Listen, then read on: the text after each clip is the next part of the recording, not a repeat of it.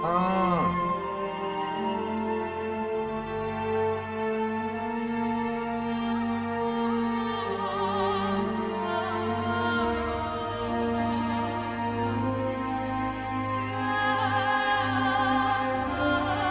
All right, let's get it started. Get it going.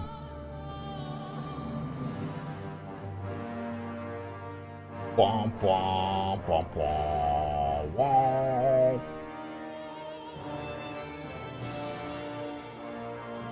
What is going on with you guys? Chat today. You guys are spelling ABC?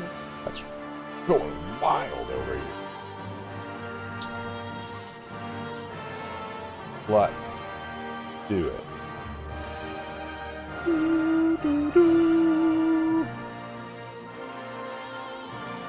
Trying to find the map I want to use. Yeah.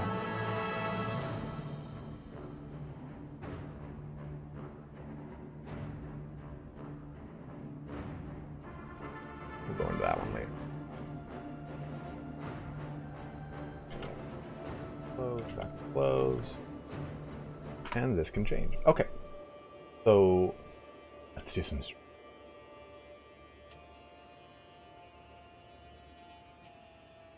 All right, so we are back.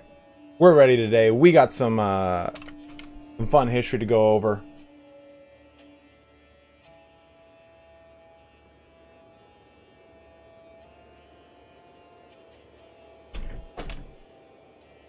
I did, dude. Chris Pilkington made a pretty awesome Britannian Empire here.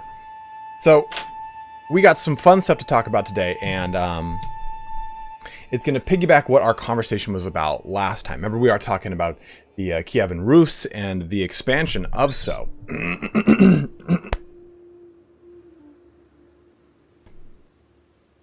My fucking voice was completely fine a second ago until I all of a sudden started streaming.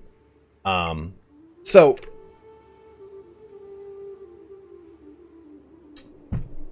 a lot of the relationship of the KIEVAN RUS Empire kind of has a huge interaction with the Khazars to the east and with the Holy Roman Empire to the south. I'm sorry, not Holy Roman Empire. I'm sorry, the Eastern Roman Empire to the south, or the Byzantium Empire.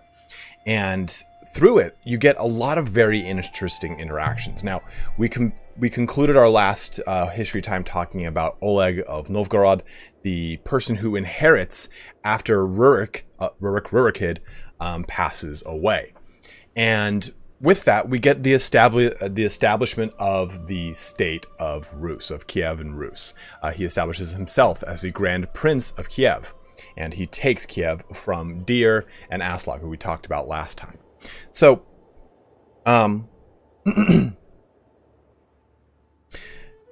Oleg of Novgorod, Oleg the First of Novgorod, kind of says to himself, you know, Constantinople is this Milkagard, is this amazing place. We gotta go attack it again. So before, in the initial invasion by Rurik, it didn't go too well. It was mainly just an expeditionary Viking force. And so you get this invasion here, even it's on this map, cool. Oleg attacks Constantinople, but fleet destroyed by the Byzantines. Well, that's not true. That's the second attack that happens. Looking at my map over here. No, that's by Igor. This is 941 by Igor. So disregard what it says here on the map. So the first attack by Oleg is down into the kind of regions around Constantinople, and it essentially gets repelled for the most part. It doesn't reach the actual doors, but the king of Constantinople says, let's make some concessions. Let's kind of let's give them what they want. And essentially, he gives them a huge amount of money, and he gives them trade rights. He gives the KIEVAN RUS trade rights into Constantinople. And this is really important, right? Because by going through and sacking the majority of the suburbs outside of Constantinople, it showed the Byzantines that they meant some business. And this is going to be kind of a familiar thread throughout all of the Byzantine history, is kind of paying your way in and out of conflict.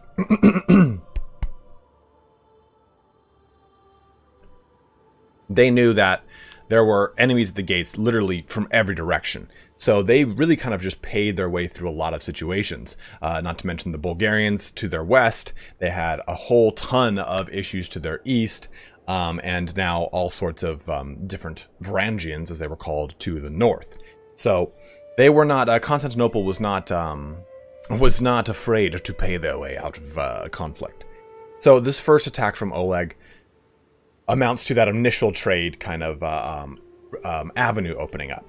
And when Oleg dies, Igor takes over. Now, Igor is not the son of Oleg. It is actually the son of Rurik.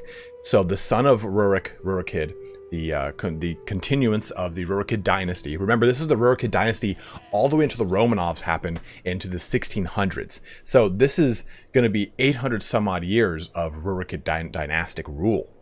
And with Igor, you get an individual who has some issues when he comes to power, mainly from the Drevlians. And the Drevlians are going to be a constant kind of antagonist in the story of the Kievan Rus narrative, as it were. And the Drevlians are, this is Kiev, Drevlians are like around here, I guess you could say. Here, let me switch to this map. What's going on? Why can't this move? There we go. Drevlians are right around here. Oh, no, right around here. This is around where you would find Drevlians. Here's the Dnieper River. Here's Kiev. So, Drevlians are right around there. And the Drevlians give him some initial pushback, and it's not too great, but it eventually kind of gets ironed out, and things kind of go about their business. And Igor decides, you know what? I'm going to also raid Constantinople. And he brings an even bigger fleet than his predecessor, Oleg did before him. Yes, Rutger, it is. And in doing so, the Byzantines see this and they say, okay, let's go ahead and circumvent this massive attack and just pay our way out of it again. So before the attack actually ever goes through and really kind of crushes Constantinople or gets repelled, we don't know how it really would have gone, the emperor at the time says, hey, here's some gold and here's some additional trade rights. So it pushes off the attack in 941 by Igor and prevents another sacking of Constantinople, or at least an attempted sack of Constantinople. The first time around, well, both times around, they couldn't breach the walls. And that's, of course, going to be another narrative that's going to find its way extending all the way into the Ottoman Empire. But this is important because it establishes something very interesting about the Kievan Rus. When we take a look at the Vikings, right, when we look at all of what is considered Varangia, right, when we look at Norway, look at Sweden, look at Denmark, all of that, the prototypical areas of where we think of as Vikings. This is an area that was, like I said last time, grossly overpopulated. And this need, the Viking age, started from this overpopulation and this need to expand out. And of course, they didn't have enough good farmland. They couldn't really cultivate the land as they had wanted to before. So that brings about the Viking age. And when we talk about the Kievan Rus, even though they have that root in Varangian, I guess you want to call it, just to kind of sum up all three of them easily. Original Varangian roots, and they have a connection to the Norse pantheon. They're traders at heart, and because of that, you get the ultimate goal for Kievan Rus in this scenario is trying to open up trade to Constantinople. That's what keeps them rich, and the overall people of the Kievan Rus are interesting. They still worship that pantheon of Slavic gods that borrow very much from Norse gods, but the gods of the Norse pantheon are still pretty prominent in the Kievan Rus culture, especially in the warrior caste. And the kind of upper echelons, the elite of the nation, were, for the most part, still Norse. So you get a kind of constant combination of these two cultures and of these two religions as they intermingle throughout the many centuries to come. And that's important, dude, because it does create a sort of overlapping of virtues, I guess you want to say. One of them, of course, being like hospitality, like, you know, you don't invite someone into your home and do them dirty, basically, which will get overturned quite quickly, as you see when we talk about Olga coming up next.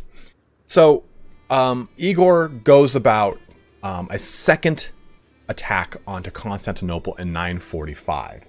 And in 945, it doesn't go well this time around. The Byzantines find out that this is happening, and they actually mount a fleet against the KIEVAN Rus coming in through the Dnieper River. And in meeting them in the Black Sea, they completely destroy them. Well, not completely, for the most part. Using their ships loaded up with Greek fire, they just flamethrow them all down.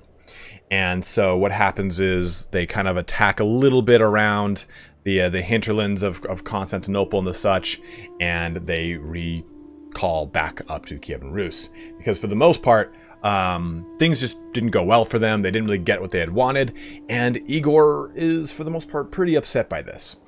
A big portion of the kind of personal guard of the KIEVAN Rus were the Druzhnia, Druhznia,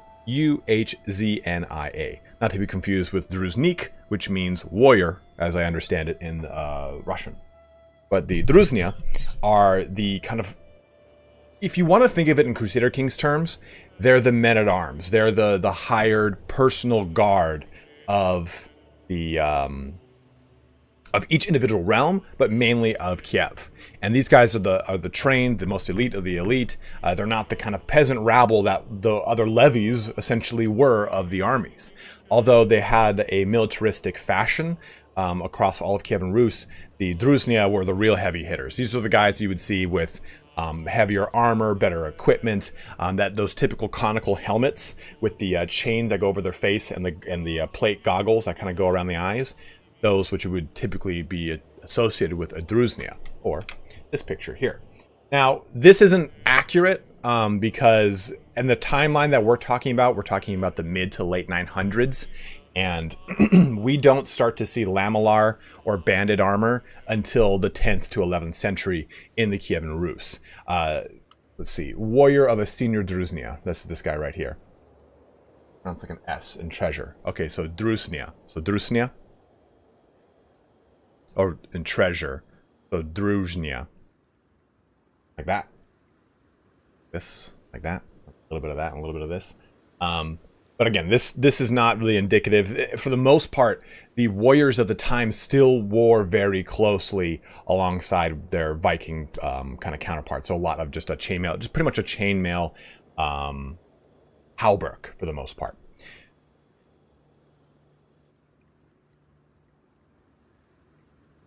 S in treasure. The Druzhna. Druzhna? Whatever. I'm going to keep going with how I want to pronounce it because at this point it's going to start lagging things. So, the Druzhnia come to Igor and say, well, you've got plenty of your own vassals that don't pay up. So why don't we go to them? Why don't we go kind of get some additional tribute? An important term here is tribute from your other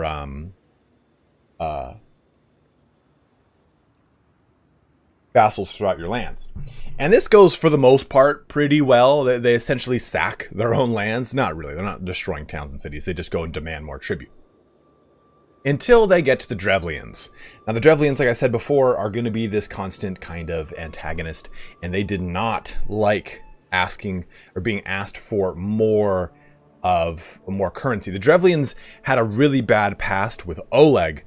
So they already were not on good terms with Igor. And they had, when Igor's first ascension to power, they did not like Igor. They had a big issue with him. So the Drevlians essentially swarm Igor, kill all his Druzhnia, and capture him, and then execute him. Now, how they execute him is they bend down 2 birch trees. They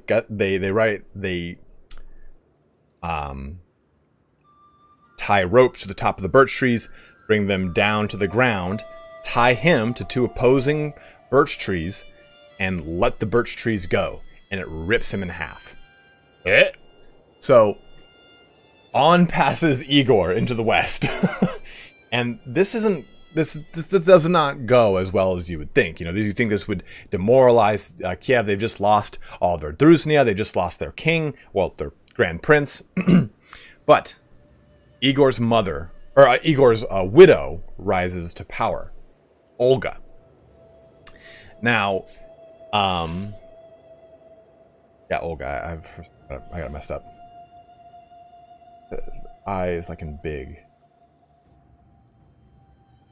We'll worry about the pronunciation after this because now it's starting to frustrate me. Druzhina? Either way. I need to plant some birch trees. So Olga, the Drevlians write to Olga and say, hey, look, we've just killed your prince. You don't really have much recourse right now, but we would like for this to be peaceful. Why don't you marry our prince? The prince, I don't remember his name. It's something, it's some Drevlian prince. It's like, I think it's a 3-letter name. And so Olga is crafty. This, he is not, or she is not willing to take this laying down. And on top of it, she's extremely vengeful. You get that kind of smoldering, vengeful trope that can be applied to anyone of Slavic descent. You see it really come to the fore here with Olga. And Olga says, you're absolutely right. You're absolutely right. We don't want this to be harmful. And the 20 negotiators approach her at Kiev to say this. How about this? You wait in a boat, and we will bring this boat back to the Drevlian lands, like on our shoulder tops, like kind of like as a moment of triumph, like honoring them, like a palanquin.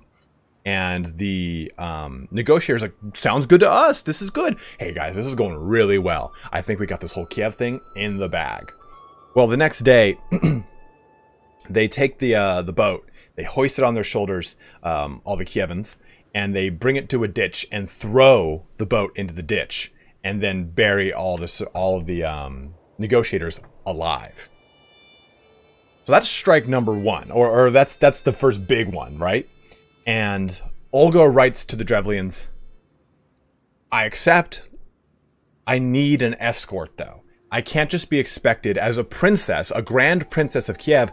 I can't be expected to travel the roads on my own. They're dangerous without a ruler. The land is in upheaval. It's in chaos. Send only your best men as befit me, a princess of the realm, to be married to your prince. So, the Drevlians send all of their best knights, or not knights, sorry, all of their best Druzhnia. And these guys come there, and they come to Kiev, and it's like, oh, welcome to Kiev. Here, why don't you're the long journey, why don't you take a bath? Remember, the Roman tradition of baths extended into the Dark Ages, and it made its way predominantly, very heavily, into the Slavic nations, and it is now a big part of Slavic nations now.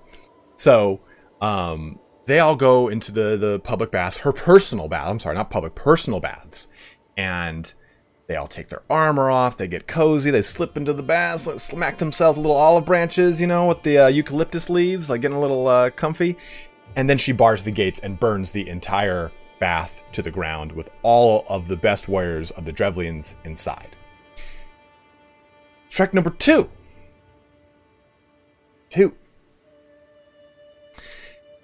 Well, so she approaches the Drevlian lands and says, your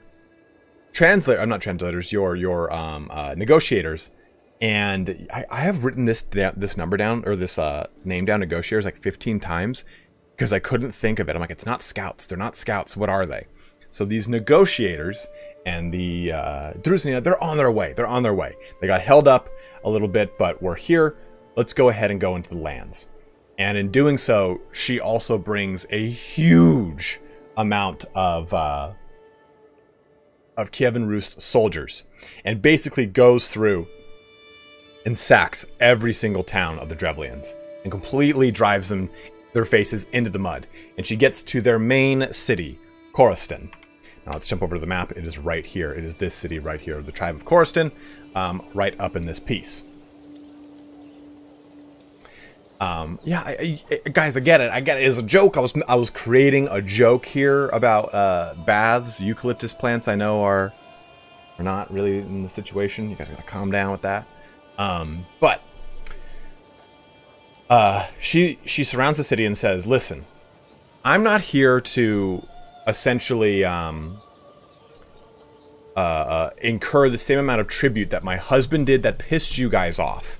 All I want is a very small tribute from all of you." And she asked for pigeons and sparrows from every single house, rather than grand, exorbitant amounts of money and livestock and so on and so forth. And the Drevlians were stoked to do this. They're like, "Sure, yeah, absolutely." Isn't there a saying like, you know, fool me once, shame on me, fool me twice, shame on you, or something like that? Whatever the hell it is. No, fool me once, shame on you. Fool me twice, shame on me. Well, what about like fool me 5 times, shame on Drevlian? Like, this is bad.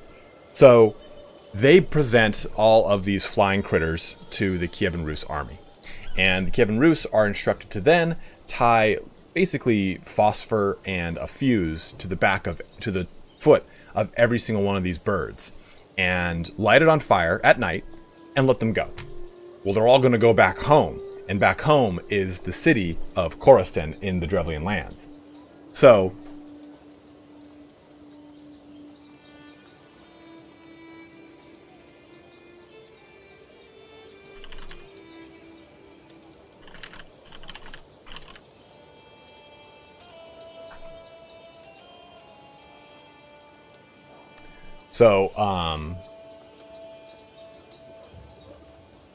this burns down the city of Korostan for the most part, and thus goes the Drevlian resistance against the Rurikid dynasty. And this essentially kind of leads to a pretty peaceful time. Olga is able to do a lot of unification and kind of restructuring of everything. She removes all of the tribute system that was currently in place and puts a much more fair taxation system in place. So no longer are you paying tribute to some sort of like, you know, absentee lord. It's a much easier and better used taxation system. She goes down to Constantinople and converts to Christianity and does some kind of a little bit of an attempted expansion of Orthodox Christianity into the KIEVAN Rus, but it doesn't really go very well. And she passes on her regency, this is what it really was, to her son, Svatoslav. And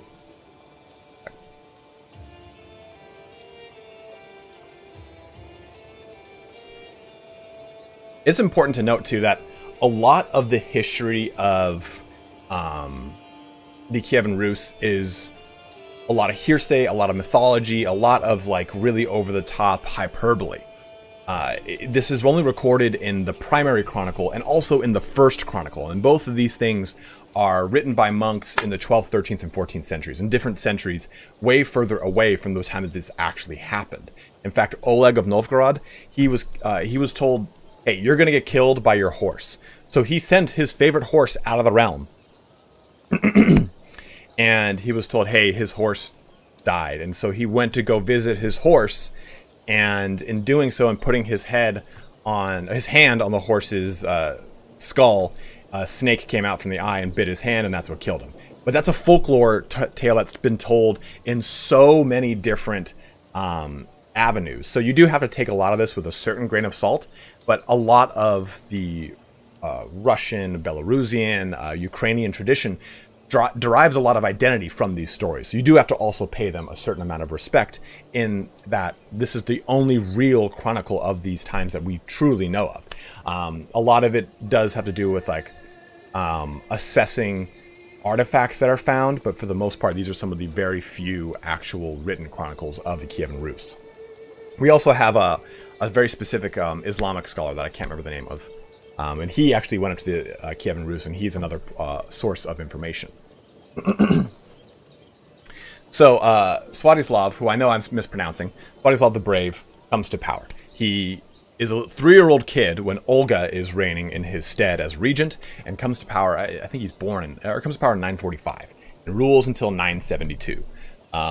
And he's a very interesting character. He does a lot, and one of the biggest things he does is push into the Khazars, so on the right. And I think it was Ibn Falad. I'm not really sure though, Corny.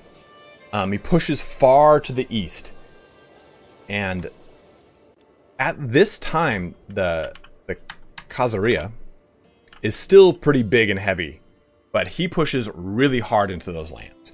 And he takes on more of the militaristic Varangian style of, say, Igor or of Oleg or of Rurik than Olga did. Olga had kind of progressed a little bit further. She had tried to go the way of Christianity and bring the KIEVAN Rus with her. And that did not, unfortunately, work. He was a very militaristic and very tribal gentleman who believed very heavily in the Norse gods. Swatitov? Okay, good. So in pushing to the Khazaria, he did a number of really pivotal attacks. 3 main destructions. Or sackings. First was Kerch. There's Kerch. Kerch is right here. He destroyed this city. He destroyed this one right here, Sarkel. And then ultimately sacked the capital of the Khazaria in, this says Itil, it's Atil, A-T-I-L. And what this does is effectively ends the Khazars, the Khazars. It ends the rule of them because they could not quite recover from this. This destabilized them so heavily and annihilated so many of their forces that this whole land fractures into individual states, and it begins the rise of the Peshengs, or Peshens, I think it is, P-E-C-H-E-N-G-S. Another steppe tribe that kind of comes from this area. If you play in 867, they're right here. I'm sorry, and 1066, they're right here. I think it's Peshens. I know you don't pronounce the G as hard as I believe. And this is huge because, here we go. This creates a large power vacuum that the KIEVAN Rus is able to fill. The biggest opposition to this was another force, another Slavic tribe right here. And these guys were posed as like saying, hey, we're not going to help you out. And it did result in a little bit of a staunch conflict, but for the most part, they were able to gobble up lands on the other side of the Dnieper River and get a larger portion of the KIEVAN Rus empire. You can see right here, Rus expansion, how it kind of expands left and east, all up over this PZ. Now, what happens here, though, is that after this grand victory against the Khazars, the Eastern Roman Empire is still having a lot of issues with the Bulgarians. Now, the Bulgarians at the time, this is a pretty good map right here. The Bulgarians had started to push southward. In fact, there is an actual event that can happen in the game where there's a lot of crazy stuff that happens with that. Keanu Reeves. And as this kind of happens, they request, hey, you know, we need your help, KIEVAN Rus. And Swiatoslav gets a raging hard on and pushes down through into these lands, all the way probably over to, I would say Nicopolis is Lovesh, I think is around where he went. Farley dropping a 20-pounder on me. Thank you very much, man. I really appreciate that. Thank you. Huge donation. Popping it out all hot and heavy on me with a disgusting little sticker that just tells me I'm amazing, but I think it's a dancing ball sack. Thank you very much, man. But he pushes all the way down to this point, and like rampantly. He doesn't just do this, over time. It's a very quick, hard, and fast expansion. And he stops around here and starts to have some issues with the Eastern Roman Empire. The Eastern Roman Empire is like, they're expanding too far, too fast. So the Peshens, or Peshengs, I'm sorry, I'm mispronouncing it. They make a deal with them like, hey, why don't you go attack Kiev? And we'll pay you to go do it. Remember, like I said, Constantinople's paying everyone to do everything. So these guys go and attack Kiev. They attack the capital, the KIEVAN Rus. And who is manning the defenses of Kiev? Olga. Olga might be old, but she is still just as sly and as cunning as she was before. And she sufficiently beats back the Turkic hordes, as it were. and these guys flee. They leave the lands like, okay, well, we've been beaten back, and Olga dies a year or two after from an illness, unfortunately. But this still presents an issue here. Swatoslav has pushed very far south. He has taken up so much of the Bulgarian lands, which were formerly Byzantine Empire lands. I don't think it's on this map, is it? Yeah, kind of is, but not really. I mean, I guess... Yeah, because he stops short of Adrianople. So, yeah, I guess so. This is a pretty good interpretation. This is where he goes. Does it even say on here? Area paying tribute to Rus temporarily. So, yeah, they push south here in 971. And this is when the Roman Emperor says, well, then you can't have those lands. Those are our lands. We needed you to help us. That's why you're doing this. You don't get these as conquering. And Swatoslav again says, no, I don't. They're mine. Stop pissing me off. And so that kind of turns them immediately from against the Bulgars to the Eastern Roman Empire. It says, okay, now they're our new enemy. We're gonna have it out. And where is? Do we have Adrianopolis? There we go. And it comes down to a big fight here at Adrianopolis. And eventually they are defeated. They flee back up north here to around Tenya? Sylvan? What's on this map? Oh, it's Beslav. To this... Oh, no, to Doristal. They retreat back to Doristal. They hold out there for some 45, 60 days.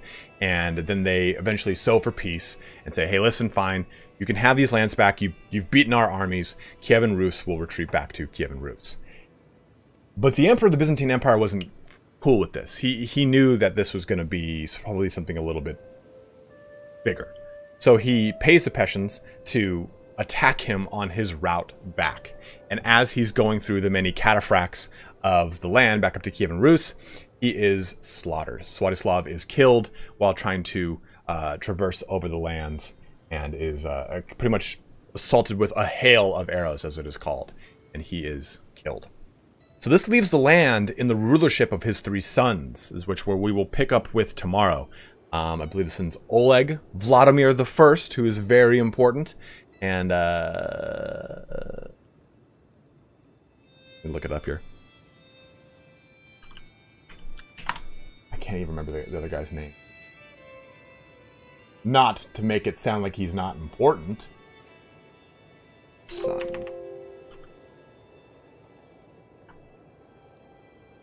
Yaropolk. Vladimir, though, is important because he is a bastard son. He doesn't have a true legitimate heir or a claim to the throne as his other two brothers do. So we will talk about that in our next history lesson about KIEVAN RUS. And Vladimir I is quite important. Oh yes, there shall be more. But let us get into Crusader Kings. Yeah, if you decide to come onto the stream and try and be a Billy Badass and talk some shit, I will just immediately kick you out. I don't give a fuck. Like, don't be an asshole. Don't come here and be like, oh, way to pull a Bush moment. Like, you have to give respect to me, the person who's presenting to you guys, just as you would any person that is presenting to you in a speech format, in a streaming format, or in a learning format. But if you come in here and try to be an asshole, I'm not going to keyboard command back at you. I'll just fucking ban you. Like, it doesn't bother me at all. Like, so, learneth thine lesson. Not that anyone in chat currently did that, because the people that did are now gone. So, let us look at what we've done. Look at the lands we have taken.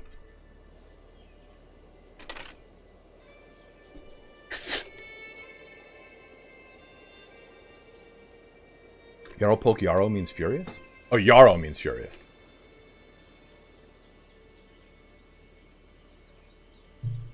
You just missed it, Julio. Julio.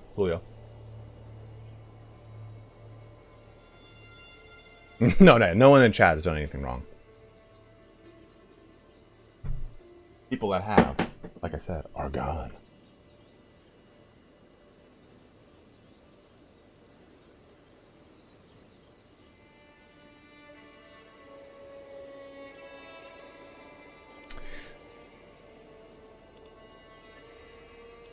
Oh yeah, do make sure you're liking the stream. That too. After I just told everyone to fuck off. I didn't really tell everyone to. So let's take a look here. We got some. Like the map. Everything. No one in chat has done anything wrong. So far. So.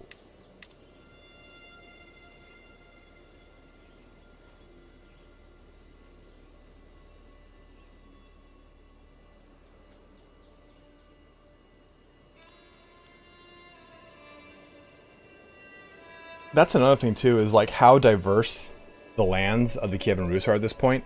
You do have Varangians, and by Varangians again I mean Scandinavians and Norwegians and everything. You have Slavic people. You have portions of the Khazars in there. You've got Turkic presence in a lot of the KIEVAN RUS, and that's what influences a lot of their armor. So in our next conversation, we're going to talk about Vladimir the First, as well as the Varangian Guard, and how that kind of influences their armor and everything. But, okay, so we are over 2 of our holdings, so we need to divvy out some motherfucking... Hey, new porno? New porn? Let me look.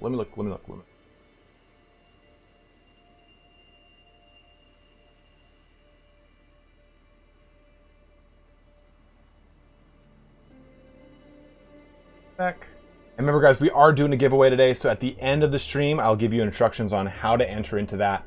You will need to be a subscriber of the channel in order to get or win the giveaway, so don't eat yellow snow. $25 from Neo Puron. Thank you very much, man. Really appreciate that, my dude. With the quote of not eating the... No, Melkor. A lot of people ask me, though. I kind of wish I would.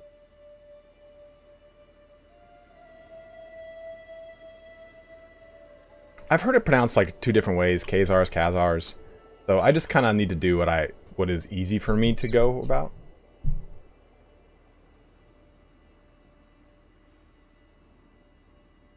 So, let's take a look here. We've got some lands. I don't really want to give this guy more. Why did I give him more? Why did I give him lands to begin with? Oh, because these are virtuous to me. Because we're Asatru.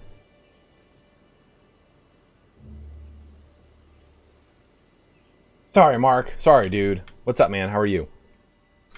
Let's give away some lands. Ushitsia, as I believe it is now called. Today we have a big expansion of Russia into far other places on the map. That's what I think, yes, Marshall, yes. I think that was it. Like, I always forget, like, I'm not playing Christianity, where these things are not as good. It's still kind of... He likes me, so we're fine. It's ambitious. That's the one you really got to worry about. So terrible. Sorry, champion. Didn't I marry this dude off because he's like the badass berserker?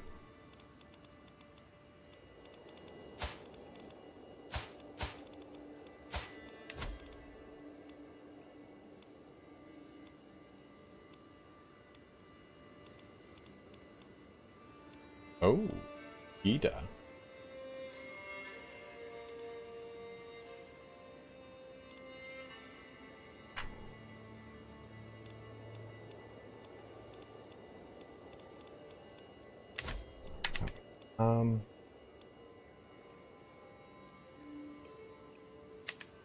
Wives of berserkers don't tend to last long. Life lesson. Life lesson. Stanislav, lazy and generous. Anyone else that's really... You know, Kukli, I think the best... If you're starting at 867, just try to get all your innovations done as fast as you can, and then I guess essentially go from there.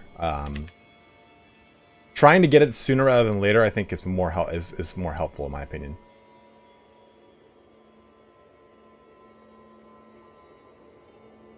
Humble, forgiving, and content, dude. Guinness. Hope you just made him like the Duke.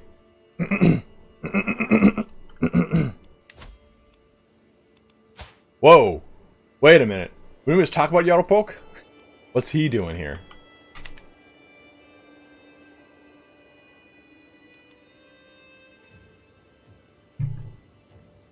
Okay, so let's try and find someone.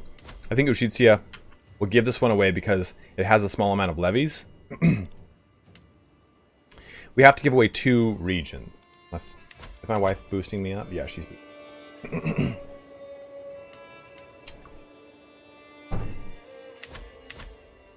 I kind of, like, I want to keep my duchy lands for myself. I always feel like that's ideally the best way to go. Having your own personal domain be yours. I heard you were talking about me, so now I'm in your court. So we could give Turov away. Ban this too. Okay, we're done with our berry.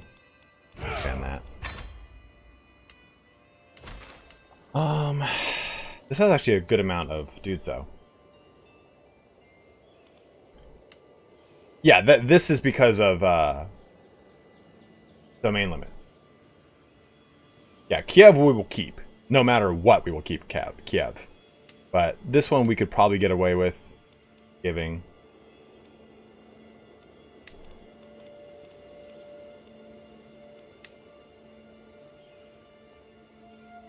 And let's go ahead and find someone who is content. Oh. Well, this is actually a pretty solid dude. Melchior, I have got like no house right now. Since we're in 867, we have a very small house. Here, you can take a look. This is all that our house includes.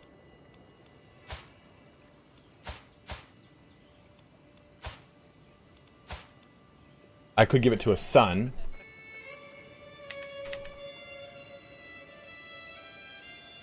I do want to make, though, this guy my primary heir. Because he's got intelligent. So, he is being tutored by me, too.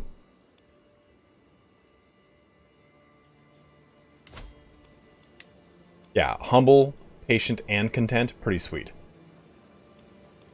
I mean, at that point, though, I could give this guy Turov, and then eventually this location, and make him like the little duke of this region up here. Which wouldn't be a bad idea because, well, no, I guess I could hold on to as many. I can hold on to as many ducal titles as I want if I'm a duke. Bisbee up here.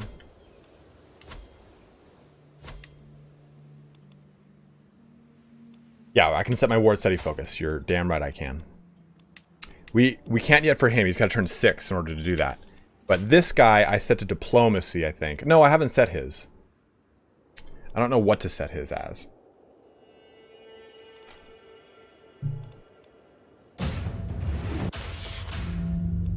I don't want intrigue for him. He's already diplomacy. Iamda, they might also expand into my other vassals' realms. So if they say, like, oh, they're ambitious, they'll take up to the vassal or even try to kill me.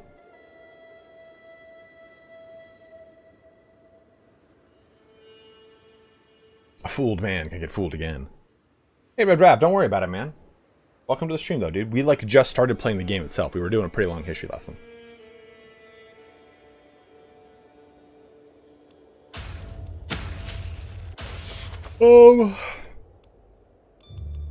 I think it's interesting that he would struggle with this because he's already got such a high stewardship score.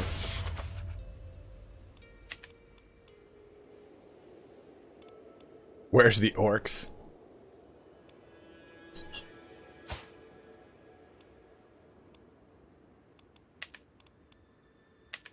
Yeah, we'll hold out on this. Just don't know how to how I want to give away these things. That guy is a pretty solid, you know what? I think we'll give this to him. I think this is a good call. Like, Turov is really, really solid, but we only need one thing to go to him. Oof, and this might be worth it. That way I can hold my own like lands down here. Yeah, we'll go with that. I know this has got like a little bit more levies and gold going for it, but I think it's a good call. My first in the series, and it might be all my time favorite. Watch about 5 hours of your tutorials. Well, Shivers, thank you very much, man. Oh, and by the way, you said here earlier, Varley 10, are you still here? Yes, we'll give this to Almighty Turov. What do you mean you don't like me? What?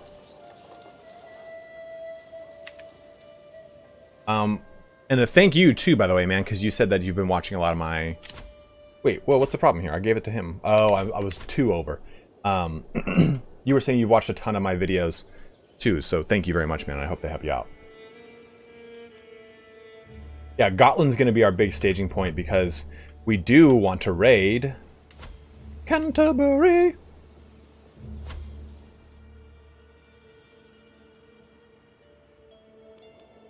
Yeah, I guess I gotta give Ushitsia to someone. Let's check trusting. Okay, what's going on here? David! David! David, call my mother! Is he intimidated by me? He's just intimidated. Okay. Glad to hear, man. Very glad to hear that.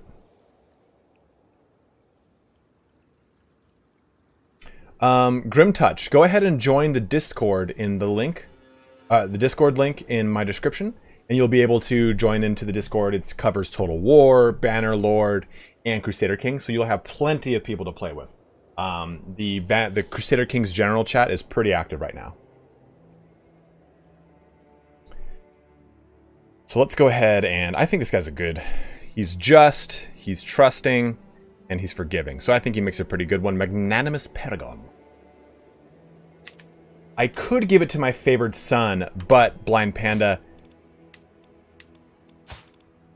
isn't there an issue with this? So this is one we want inheritable traits. We don't care about anything else other than inheritable traits. We want to sort this by age. Because this is the one I want to be heir. I want him to have a...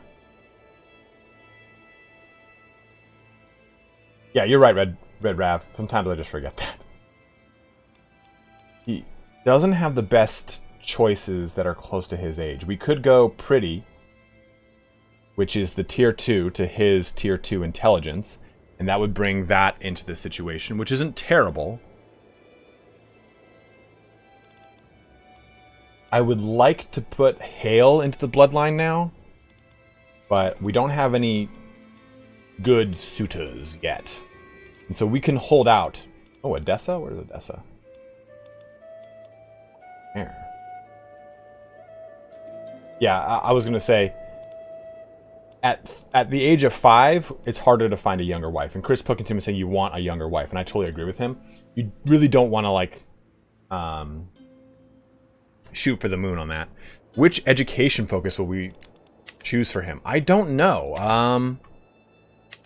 Probably warfare. I think warfare is pretty good in the early portions, but I'm not sure. You make great content and really reignited my love of history. Thank you. Well, Vargas Dread, I'm glad to help you out, man. There are tons of really awesome history YouTube channels. Guys, please check out Flashpoint History. Check out Real Crusades History. Check out Kings and Generals. Schologrim if you want to get into individual, like, weapon history. Metatron can be pretty interesting. He can have a lot of very weird videos too at the same time. Is really good. I also really like Shadiversity.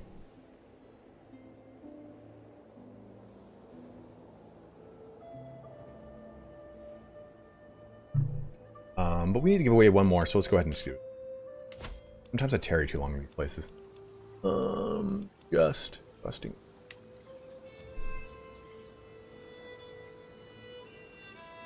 School of Gladiatora, good one as well. Skolo.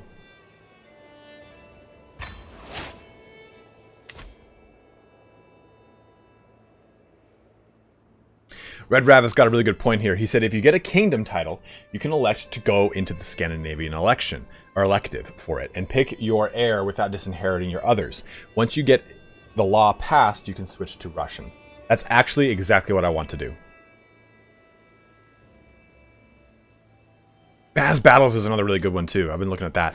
Also, what was I looking at last night? It's become... I don't really watch Netflix to go to sleep anymore. I just watch YouTube on YouTube. History March with an E at the end. They're really good too. There's another one that that I was watching a great speech for Alexander on it. Alexander the Great Speech Mutiny. It's for the Opus Mutiny. Epic History TV is amazing too. They have really good visuals.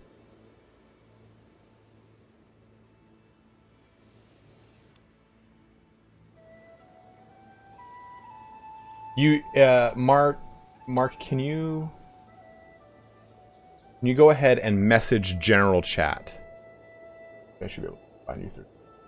Yeah, I don't know what your message general chat and say, hey, it's me, Mark, and I will fix your title. I have to integrate the titling thing on this to that. What is my military? 2,200. We haven't actually invested much in this. Let's do that actually. We could probably get away with do some horsemen. We have 2 ranks of bowmen. We have some light footmen. I really like armored footmen because they get no terrain effect penalties, which is awesome. And actually, you know, we're going to go with armored footmen because that's like the history we talked about, right? They had a lot of levies and the Drusnia. Drusnia. Oh yeah, that's right. Forgot. Well, let me see here. Fast course history is really good because I love what's his name. We can't declare war on him, but I need to look at some. Yeah, we can't declare war on a duchy yet, not illustrious, but we can subjugate, which is nice. I thought you could only subjugate once per lifetime, but I guess I'm wrong. You know what, Kevin, you're right, because I forgot that we'll be dealing with the Kazaria. So we'll go pikemen. 150, 100. Maybe we don't do that yet then.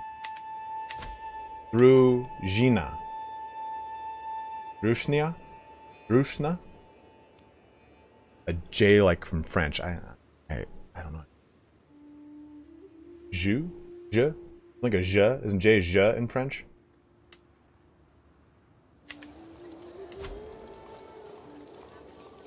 Alright, so what we're going to do is this.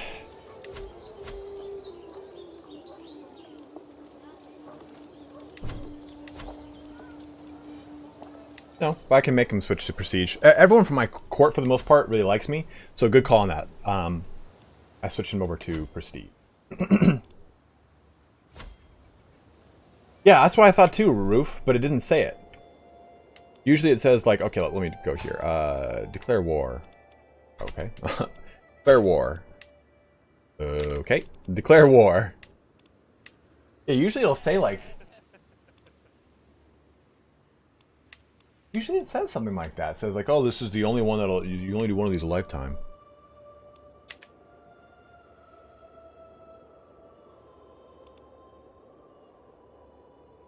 This is actually a pretty...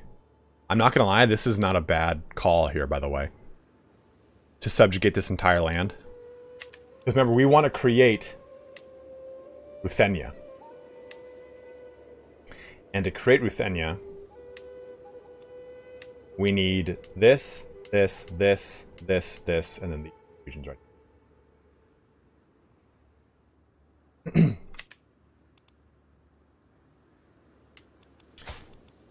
Why can't I demand this guy become my vassal?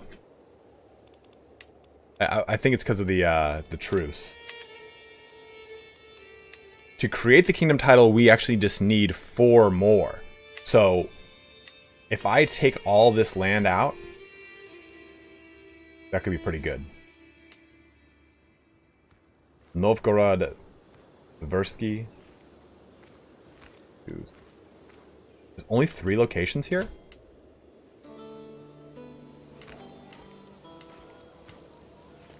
Yeah.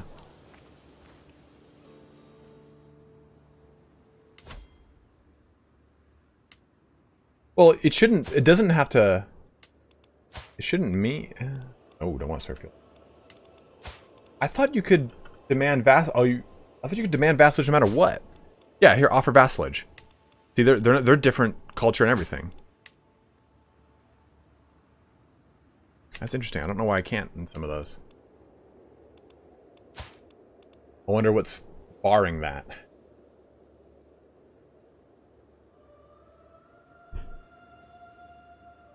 Nope. And not really ultimate power. Let's take a look though. Let's take a look. Let's look. True ruler. Offer. No, that's the acceptance chance. You can always offer vassalization.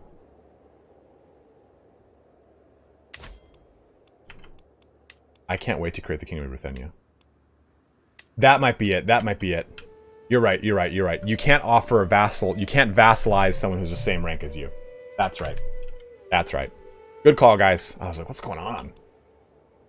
All right, so we got 6 months left on these dudes. Let's go and take out portions of Kent.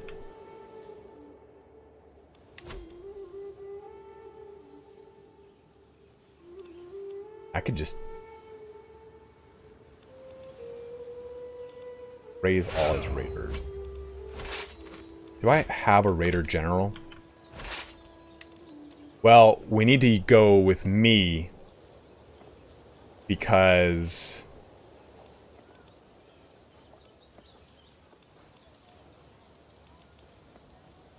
my duration is nice.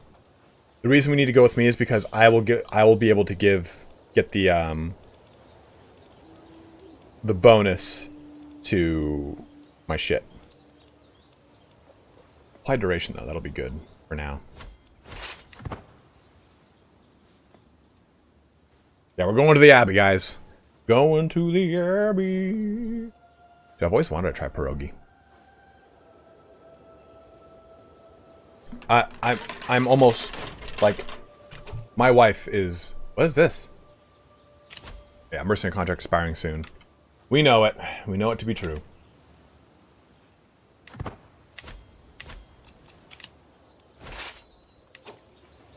Why isn't this got more included in it?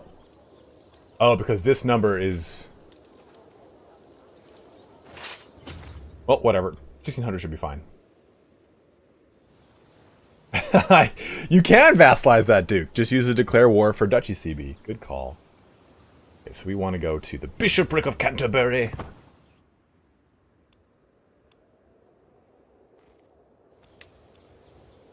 Alright, are we working on county control anywhere? Who's this prisoner? Rodislav? Eh.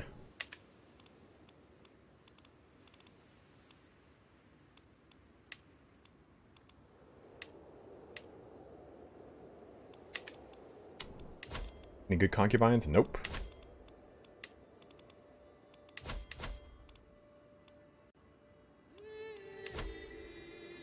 This is...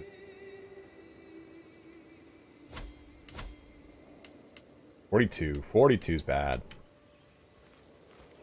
100. This is the only one at 100. Where does it say current county control? 5 years. 8 years. Well, I know it's not my lands, but I think I should help out here. 8 years? Do 3 months. We'll go to my main land and do that. I don't know. I don't think I've ever really tortured a prisoner. I've done it once. Bends my faith. Might discover a secret he has known. I mean, what do you guys want me to do? Do I execute or torture him? Yeah, my dread's only at 32.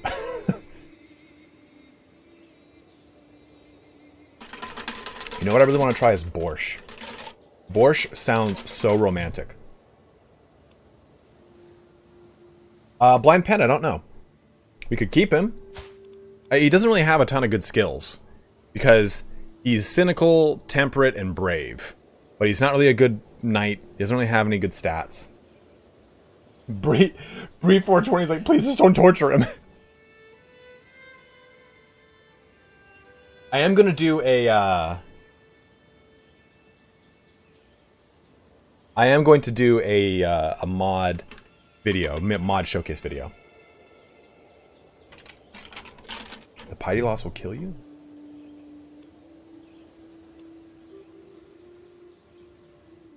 Alright, so you guys want me to execute him? I'll gain some faith.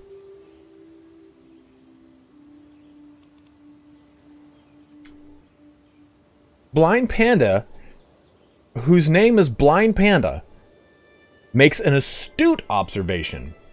Is his prowess low due to his injury? Prowess.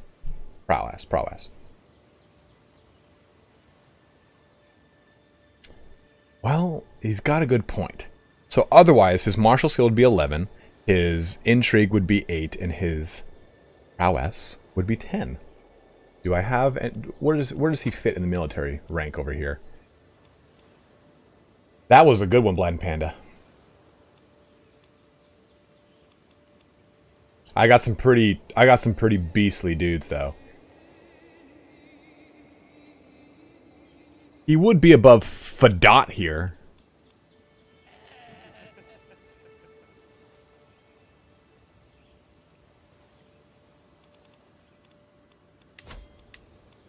He's in house arrest. He's in house arrest. We'll give him a little second here. He can stay in the prison for a little bit longer. You know what? Who am I kidding? I know, guys, that's your opinion, but I'm just gonna kill him.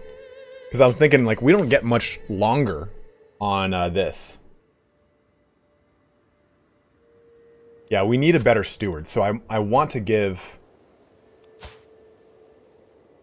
I want more... Ooh, the lure of language.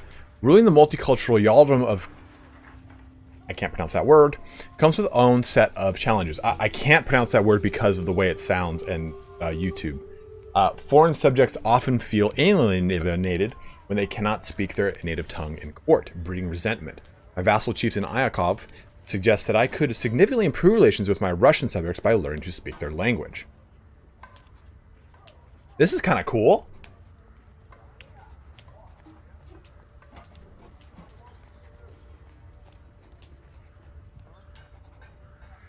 Hire a tutor to instruct me.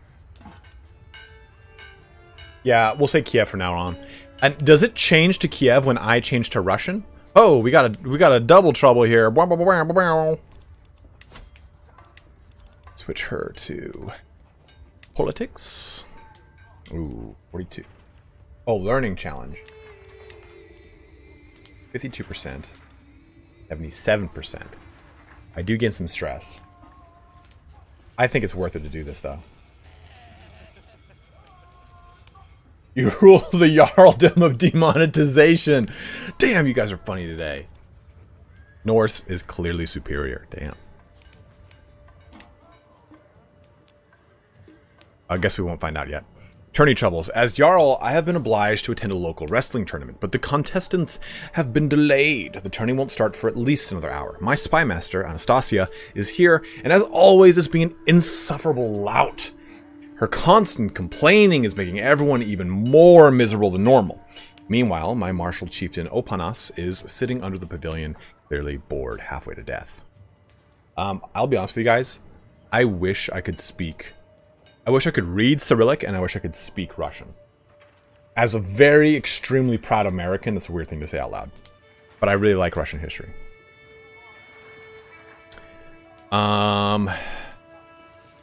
I don't want her to become... No. We don't push her because she is my spy master, and a pretty good one.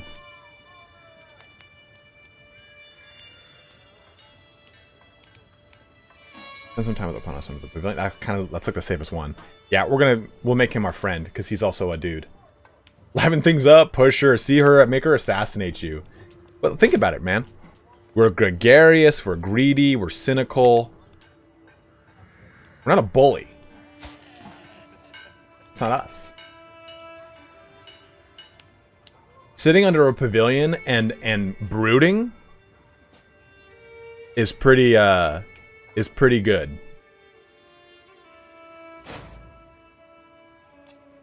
Did we get the, we didn't get a, why am I above my domain limit? What just happened? Oh, I know what happened. We'll fix this right now. No. Dude, she had 10 managed domain. I didn't. Well, I'm also a Satru. After learning that Chieftain Opanos would be guesting a manor in the castle town of this, I realized that it would be the perfect occasion to meet with him. By my request, I was seated next to him for the duration of the dinner, and we both had a great time. I was surprised at how much we had to talk about. By the time I left, it felt as though we had known each other a life. Such a pleasant man. Cool.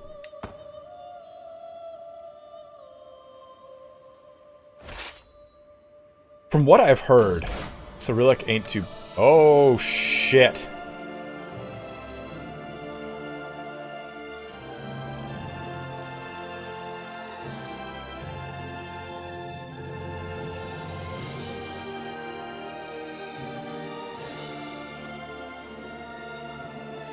Okay, okay. I thought that was against me. I'm like, we're not going to make it, guys.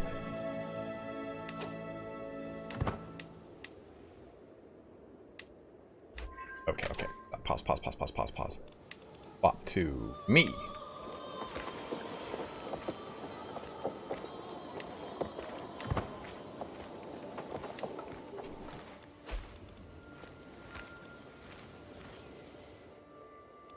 I always like to kind of look at these. I think they're pretty important. Okay, so he created his duchy. Baklava is getting destroyed over here. About to finish this raid. Let's see if we can get in and out of here quickly. I just want to... I might go for Kent. After many long weeks of study, I finally have a solid grasp of fundamentals of the Russian language. Ah, the vibraton. With continued practice, my fluency will improve, but even this basic understanding was improved by my relations with the Russian subjects. Time well spent! No. We don't want to adopt Russian culture yet. Or we could. No. We don't do that yet. I forgot.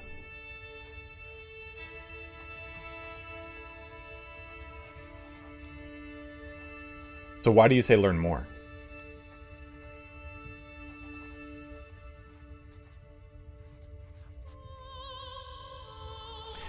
Because I don't want to adopt Russian just yet. I want to wait a little bit. Because I'd like to get the Scandinavian elective going. I really like the Scandinavian elective.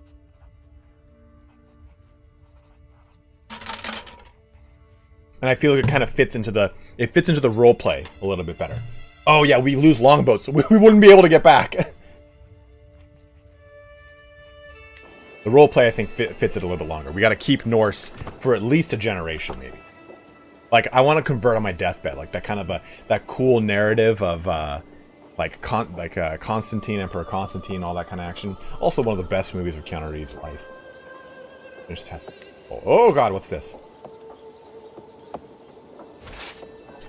We can't see very far, so I'm terrified.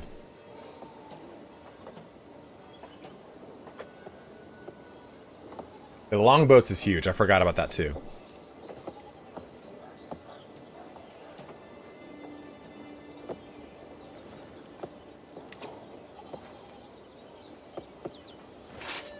This not giving me a... Oh, it's got to be the... This is development 5. What's our development? 4. This would do it. Did we do it? Did we go, guys? Do we try to take over or try to ransack Dover for the quick amount of money and try and bug out?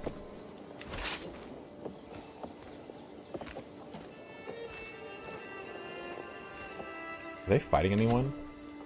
They're not. They don't have a huge army though. Dude, he's beat. Oh God, he got the Great Pox.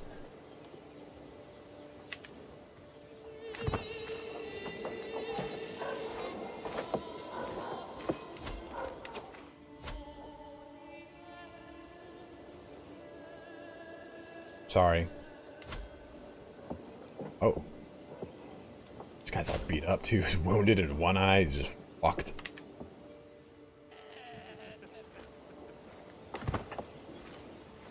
We're gonna go big and go home, hopefully, Blaze. Oh, they're raising their armies. Can we do it in time? Whoo! Just did it. The settlement of Dover, an important stronghold in Greater Kent, has fallen to my raiders. We have the run of vast tracts of land and many of the quivering subjects and shining treasures of Earl Guthrif to choose from. The troops stand ready, awaiting my command to give them direction. Capture skilled slaves. Control level will be changed by -10. The skill level in the Earl of Kent will change by 1. Progress in the chiefdom will increase by 40, which I think is where we're going to go. Bring me bounteous plunder. We gain 30 gold and 35 prestige, which is great. We've taken enough already. No.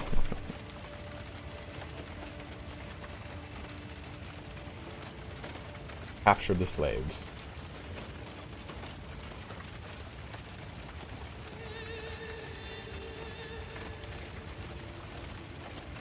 Check something.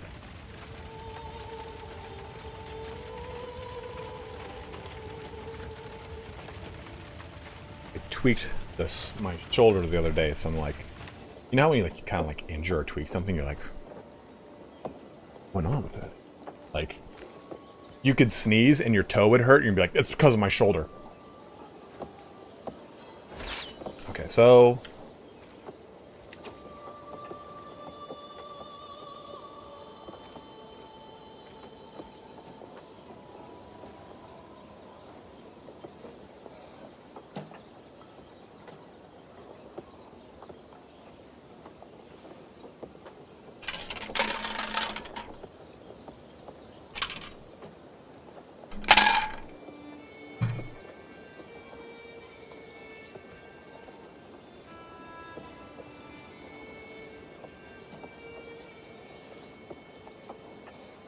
DH, it is my hobby. I love history. I've always loved history. Alright, so we got a good bounty of 67 gold. We could stay to loot more, but I think getting out of here is probably the best. There's nothing really close by that's worth it. Really?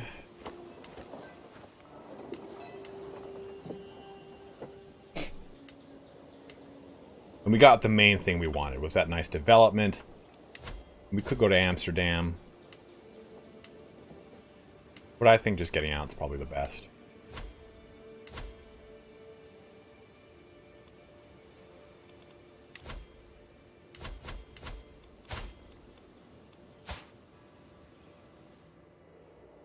Well, maybe we take a brief detour into Holland.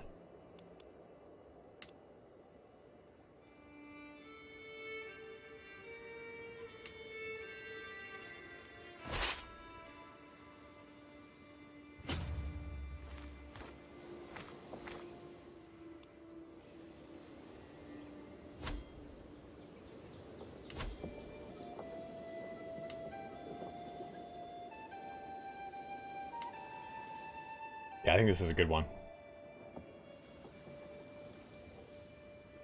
So 23 more. I think we can. Yeah, we're totally good. Go right here.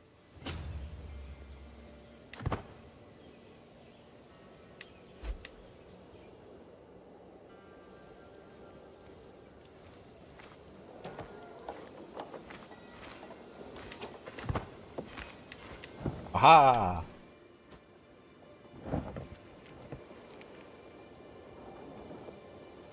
South Kiev? Okay, we'll go check. Whoa! Oh, shit. Against who? Insk. Okay. I'll accept.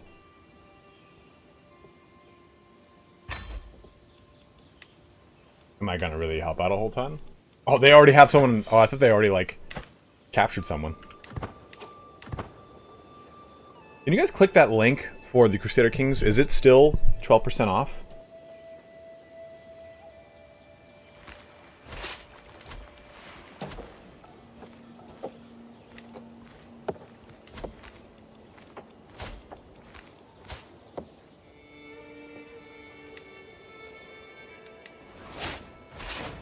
Just get on out of there.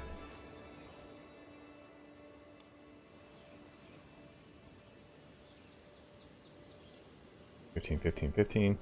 This count is gone. Okay, thank you, Asus. Yeah, finally. Like, yeah, it was going on for a long time. So let me change that real quick then. So you guys can check this out if you so wish. Here will be my storefront going forward.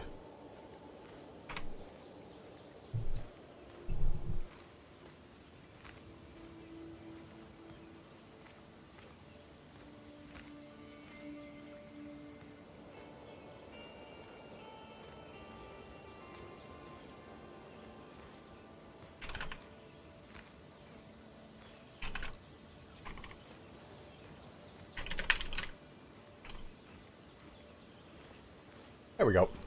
That's now fixed. That's my new storefront, which is kind of cool. This company gives us... They will find, like... It's a smaller company. It's a startup. And you can... Yeah, thank you very much, Mark. I appreciate it for doing that, man. You can actually, like, use... that startup will say, like, hey, if you want us to do anything or, like, get a specific game here... Let us know. We'll reach out to the company. So they're talking to Total War, and I'll be able to offer Total War on that. I can give a personal review. So I can add whatever games I want as long as it's part of their library. And they put an interface between the company and Steam. They just basically facilitate the handoff of the key from the company. So you get a direct company key, not a key from Steam. So it doesn't reflect Steam sales or anything like that, unfortunately. It's just whatever they offer the company. Because usually Steam's stuff is, what's it called? Proprietary? Inspiring rule. Yes. Or... Ooh, I think we want Confidants, because I have a lot of... Yeah, Total War games aren't available yet, but they will be very soon. True Ruler is kind of nice, though. Offering vassalization is pretty cool. I like that. Excuse me. I only have one powerful vassal on the council, because the rest are just complete dog shit. Actually, to be totally honest, this guy's pretty good.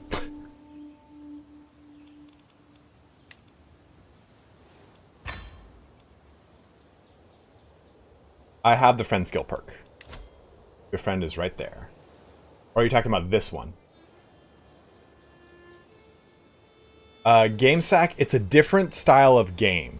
Bannerlord is about controlling men on the battlefield, including yourself. Crusader Kings 3 is about controlling and running a medieval court.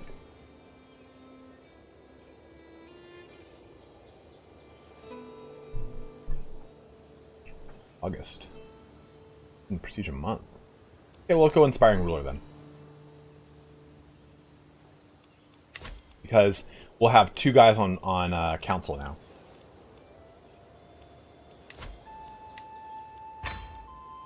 That's a 10% increase to our prestige.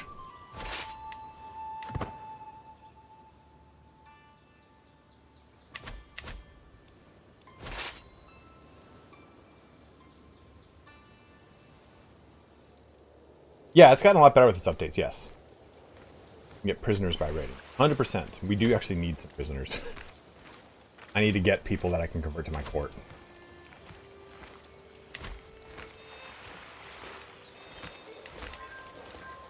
$90 and $90. A good haul. Let's go ahead and get going. Swap our military down to Kiev and raise the military at Kiev.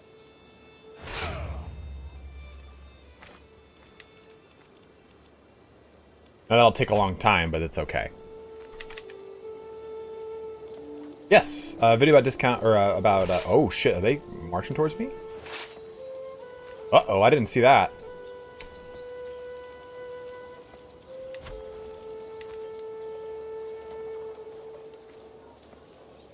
Well, it looks like I'm going to have to raise up some mercenaries because I don't want to get smashed by that army.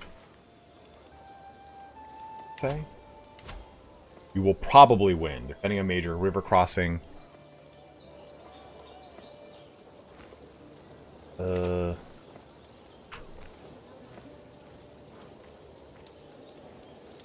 look at this. Horse archer. I think getting some guys in here probably advised.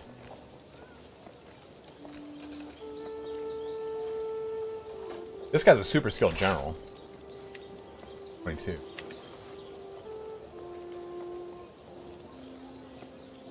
Yeah, but it's also super expensive. And this is just to tip it in my favor, really. Is all. I think we'll be fine. We've got a pretty little army, though.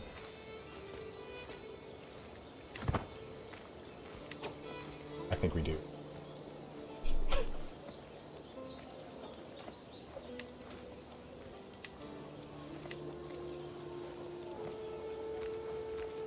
And he'll help us out to expand a little bit too. Because I think what we do is there's some Italian fiends. We'll smash this land out.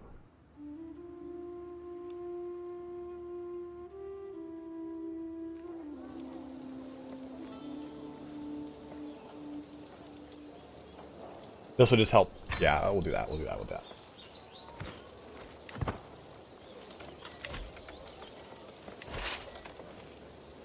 Now we're good.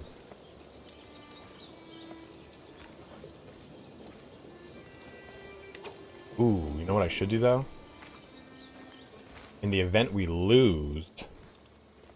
No, I want to keep the guy with better command.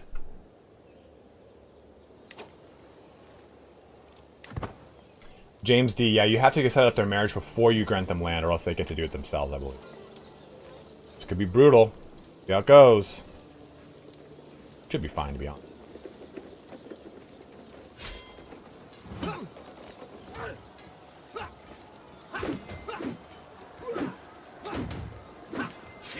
At least I got some reinforcements coming. Ripped the head off of Rogvold. We killed someone.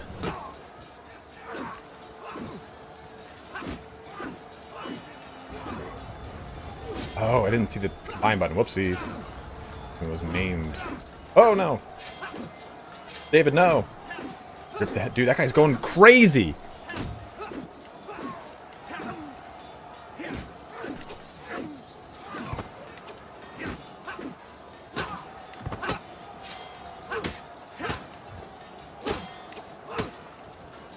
Killed Chief and Demid, damn. Uh-oh. You gonna come to my aid, Burrick?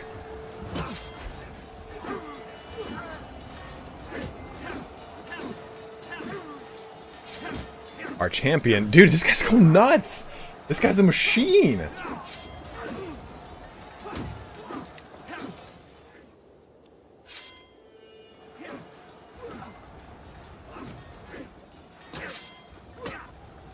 Dude, we didn't even need that. We didn't even need that, that was all my forces. Let's look at the post-battle report on that. Dude, this guy expanded up and took the, took this. We wanted that. Details. We only lost 300 guys. So champions. Constantine got killed by Scorver. Dude, this guy was a machine. This guy's our berserker, our lunatic, our legendary blade master. Dude, just an absolute powerhouse. This guy too. I have some pretty good champions, not gonna lie. This dude got wounded and got his eye gouged out, unfortunately.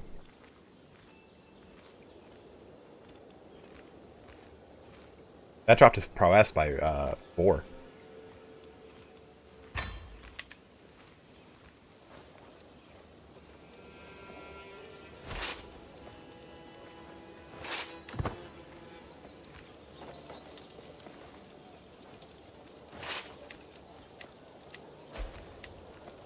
Whoa, whoa, whoa, whoa, whoa, whoa, whoa, whoa, whoa, whoa!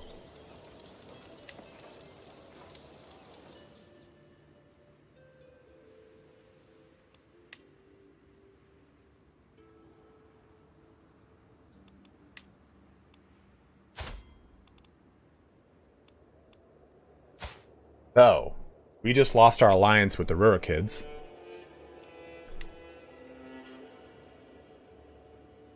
How did he die? Died from smallpox. Oh, man, did he ever. That's a hell of a way to go, man, at 45.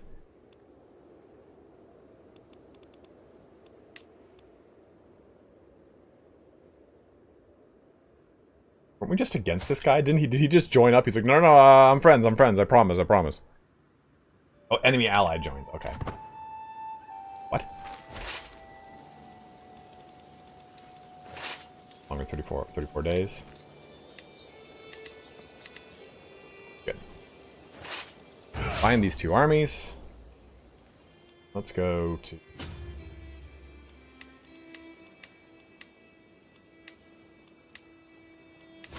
prisoner here. What do you like? Well, you'd make a great vassal, that's for sure.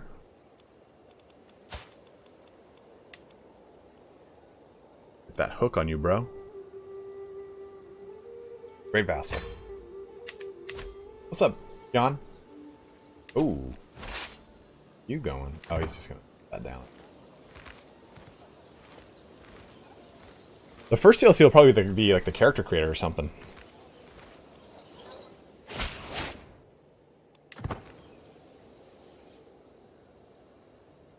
Could you guys just put an end to this war, please? You guys have like combined like 5,000 army. Like, go do something with it.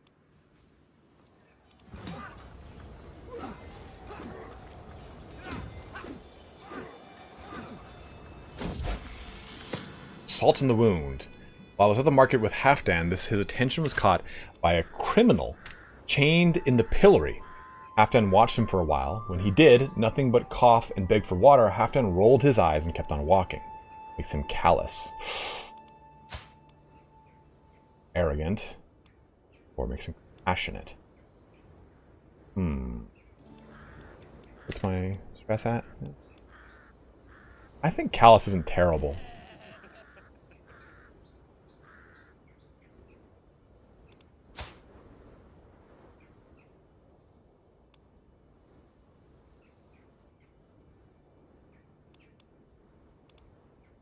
Arrogance. Arrogant can be kind of a pain in the ass.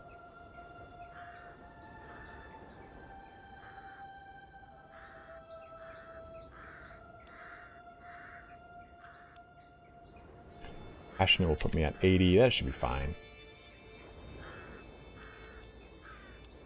What are the religious virtues? Well, for now, they are vengeful, brave, and wrathful.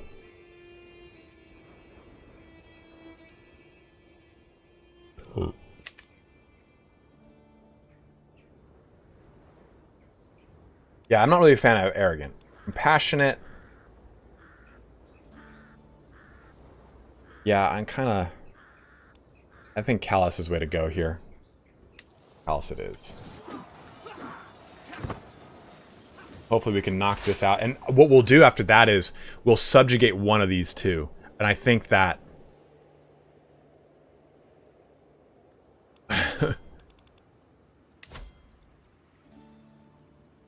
Let's call a hunt too, because we're probably going to get some of their stuff that comes up for our little kitty kids.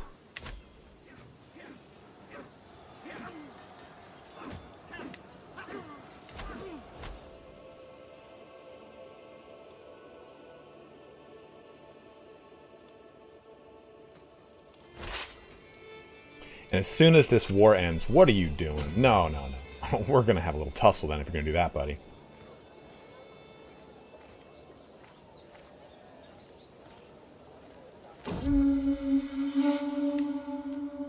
You would think it is a creature from myth, perhaps a god disguised in an animal form. It was the largest fox I've ever seen. Even after the beast was wounded, the chase lasted half a day. It is still an imposing sight, lying dead before me.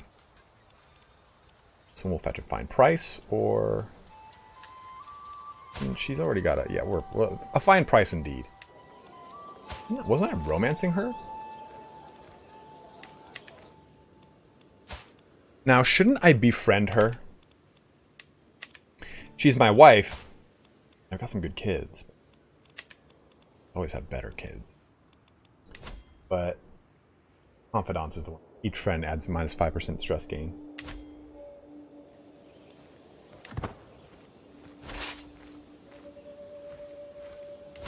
Yeah, maybe I just jumped to romance. 100%. So you guys saying seduce her first?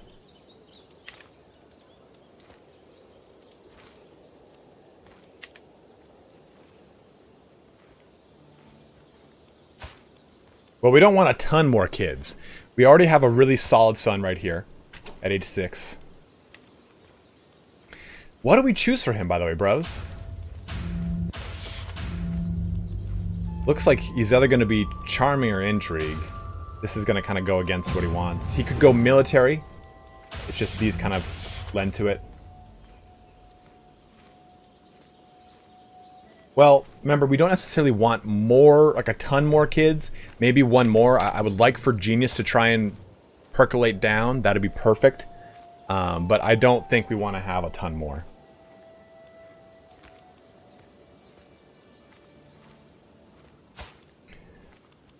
Real question is, what do we choose for our little boy?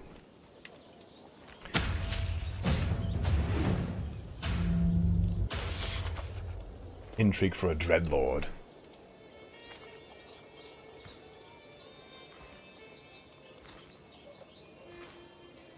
Diplomacy he gets a natural bonus for, and I have a high amount of diplomacy, which is kind of cool. Learning, he doesn't seem to get a natural bonus for.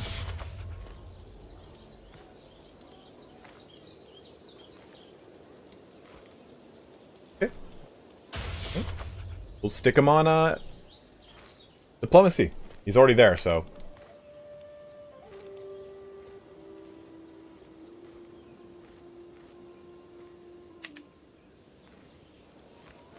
I think you're going, huh? Try to maraud through my lands. I'm gonna come right for you, bro. I'm gonna smash part your armies, and I'm gonna take your land after this war is over. You return home. Lovely.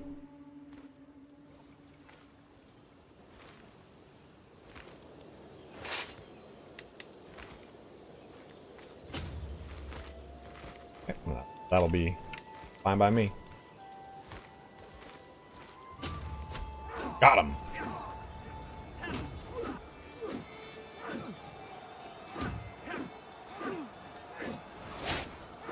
She's pregnant, and I don't have to do anything.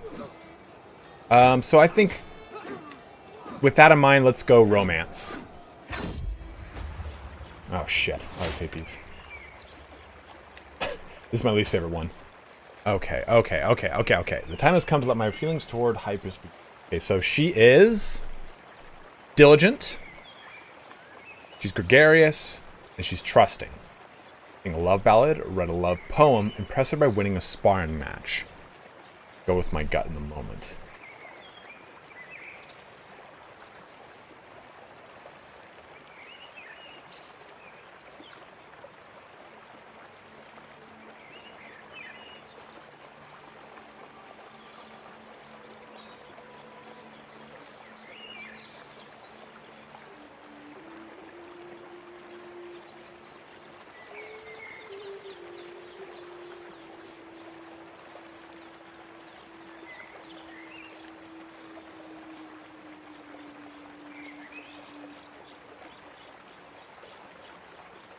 Ballad, she's gregarious. Let's do it. Sing a love ballad. I found a classic Norse love ballad which suits Sif perfectly. I practiced it over and over. Everything must be perfect. I find my beauty walking in the KIEVAN gardens, surrounded by her friends. With my heart beating like a hammer, I kneel before her and sing. Sif's cheeks turn a deep pomegranate red, but does not interrupt me. Her companions all look pleased or jealous, surely a good sign. You have a beautiful voice, my lord, Sif says before she hurries off. Her friends are quick to follow. I stand up on shaking legs, watching them disappear between the hedges. My heart beating harder than ever. Sif won't resist my charms forever. I think you're right. I think no matter what she said, it always says the same thing.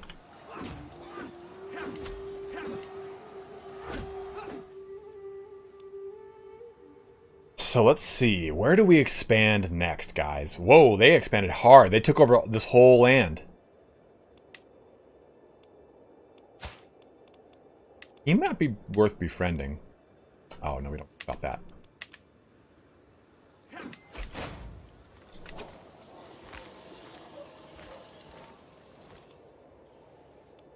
He's expanded pretty big too.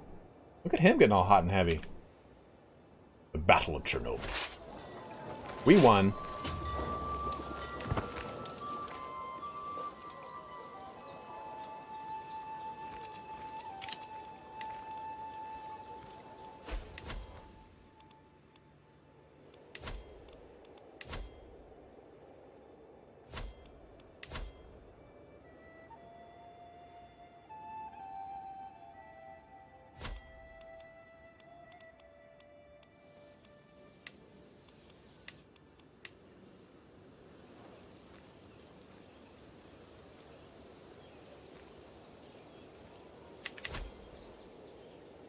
Well, Flash, my big concern is getting too large and not being able to hold on to my lands upon succession. So I'm trying to get a king title at the very least. Yeah, they gobbled this guy up, all of him. Ooh, oh, that's me.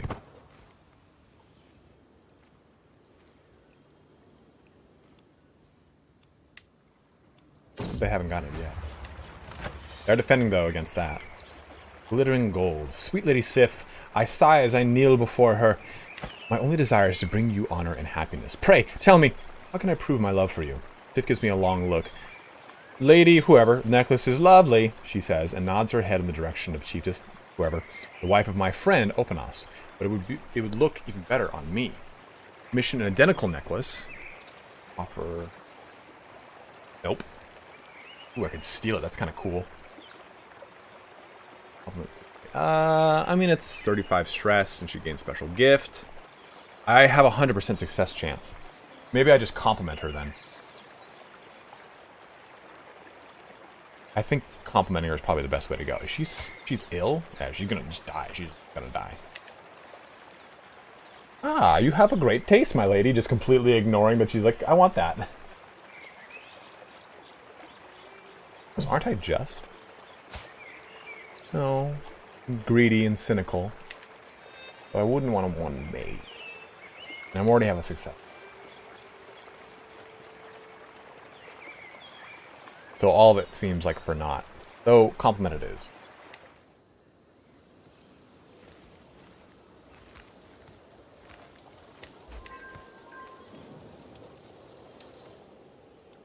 This guy joined in too? Good lord, man. This just be done with? Can you guys finish this? Oh, they're being sieged in their main city. Well, that's not good.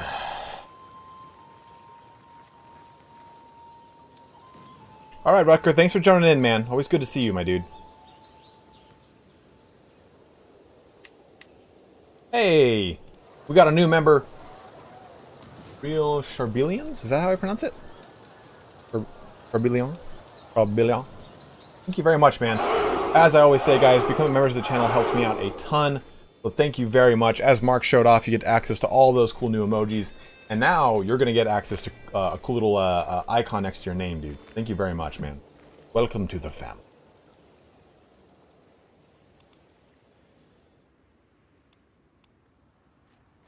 Oh, they're about to finish this.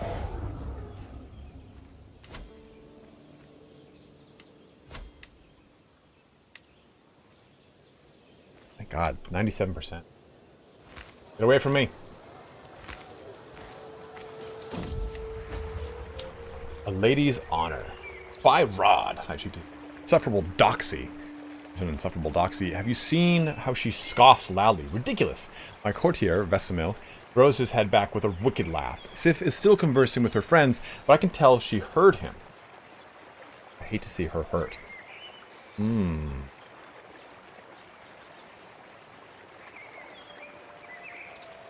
Who is this guy? The dude? Oh, this is going to be our potential good vassal. Yeah, I'm sieging. You should apologize to the lady, dude. Oh, Sif. Couldn't be more wrong. The goose. You silly goose.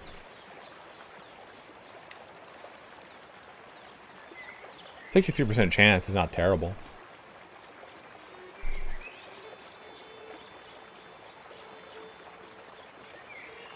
And then a following €5 donation from Big Daddy Charbelaine. Rebellions. Love your content, man. Especially Bannerlord. Keep up the good word, and it's good to be part of the family. Well, welcome aboard, man. Love ya. Welcome on. Love ya. 100% so just coast. Okay, I agree. I kind of agree with that. I'm like, maybe I don't get like... Brandon, I typically do, yeah.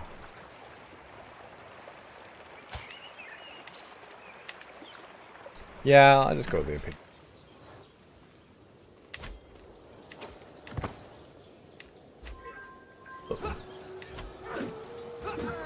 Bitzik. Good.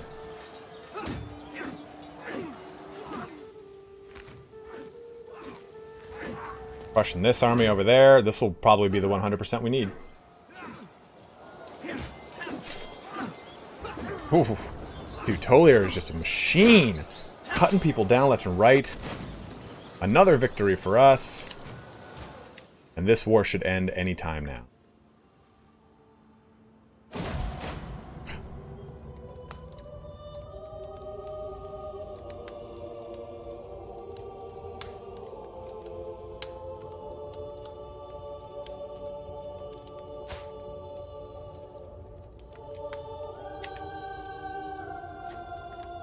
My wife died.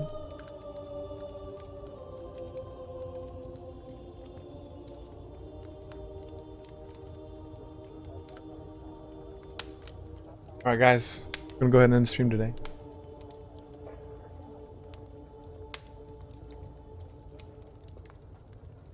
Womp, womp. That is sad. My wife dies, so doth the child. The romance scheme has ended. I will never marry again. That's not true at all.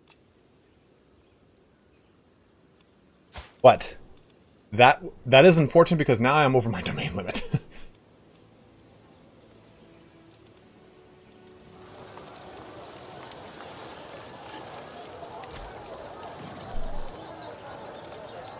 Ooh.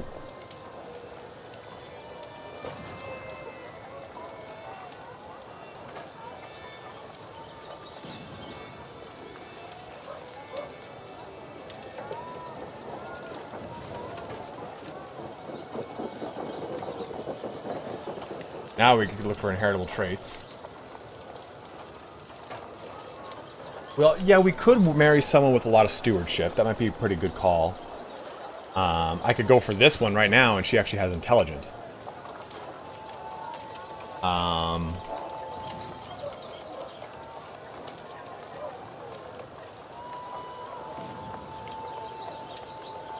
I'm 31, so I'm still able to produce some kids. Marry your sister? Why?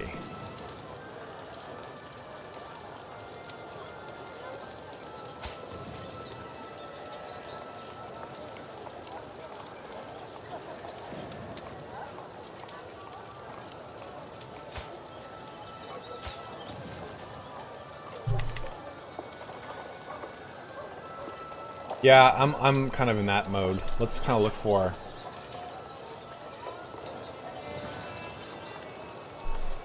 Herculean or something of the sort. I mean, she's good because it's intelligent, which is nice, but let's look for Hale. She's 35. Chance of children's low. My cousin, sweet.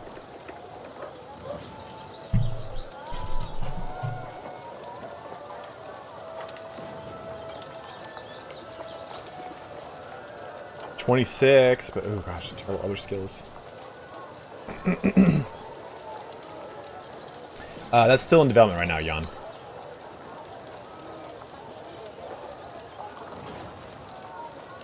What's one above Hale? Robust, right? Yeah, robust. Hildegard.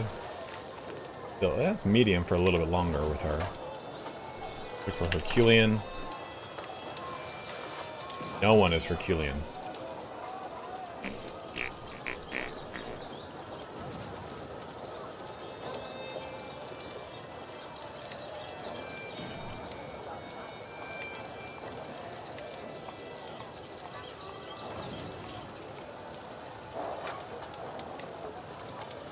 This might be the one we go.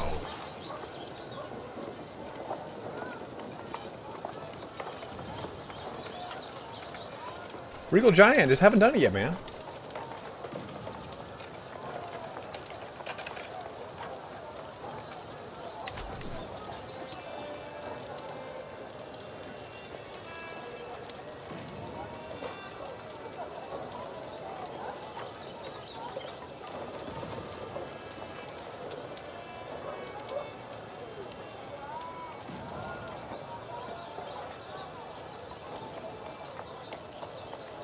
I've actually never done it through this.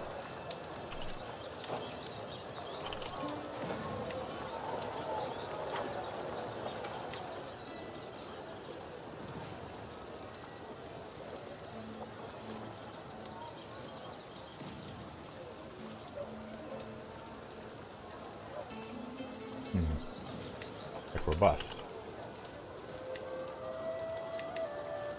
Interesting. I don't think I can do anything yet. Too far away to interact with. Yeah, still same thing.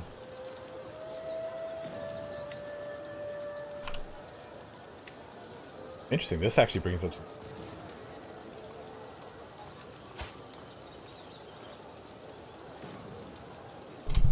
Oof, sorry. Terrible everything else though. Holy crap. She would not be able to aid me in anything.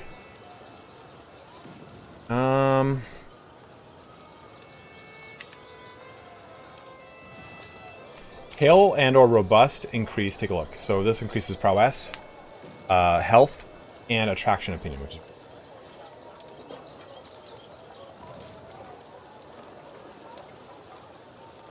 All right, Ronnie. Thanks for jumping in, man. Really good to see you, my guy.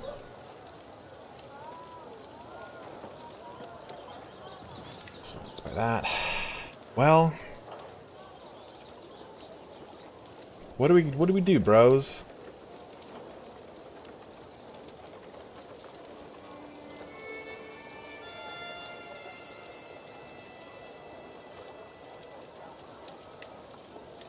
This is at least a little bit of a chance to get some. Oh, it's gonna suck me dry a little bit of my prestige. We made a lot of prestige in that last big.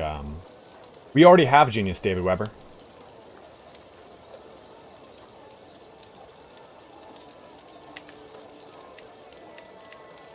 Well, Danya is intelligent, and I already have Genius.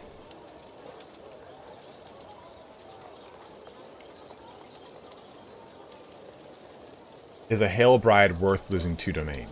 Well, if I bring in this one, for example, where was this one, for example? It at least gives me 13. That should put me up there. Has my guts...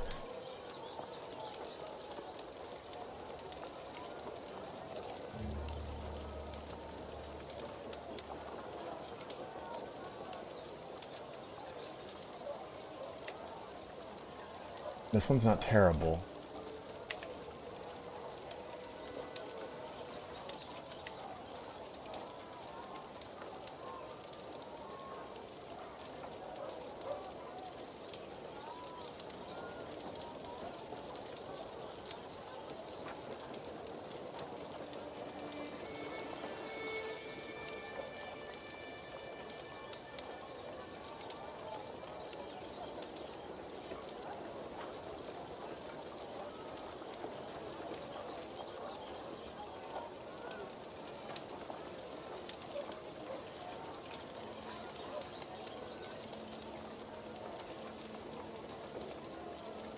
Well, Valdonia looks pretty good.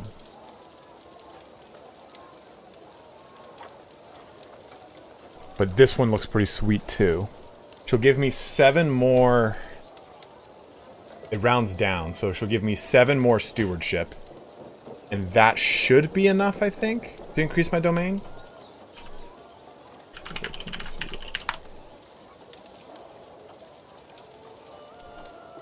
Attribute.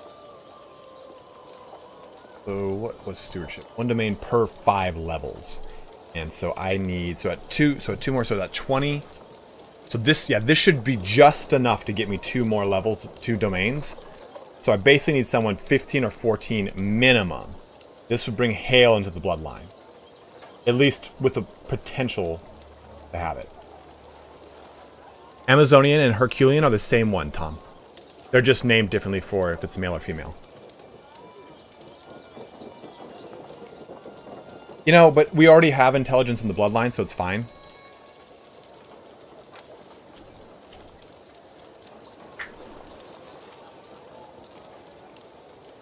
Thick is better than thin. Sadistic is... interesting.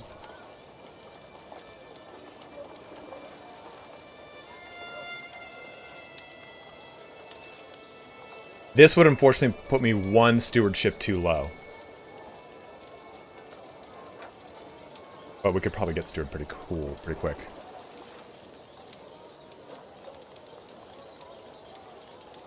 She is lustful, so she is over 34 and could still give us a chance. Where's lustful? Yeah. Auli is a low chance. Don't I have anything for fertility? A lifestyle focus for fertility?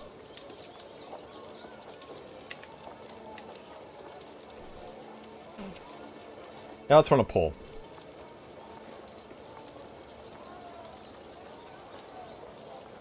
Who do we marry? Valdonia. Select.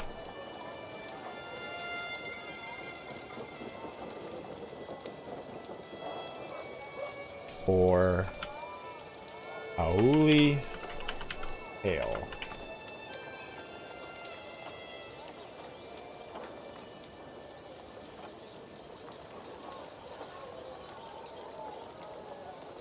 The end of my family focus.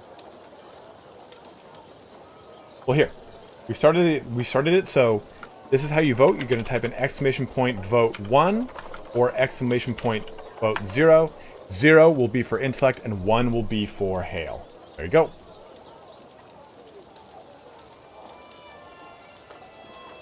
Ooh, Iamda, good call there.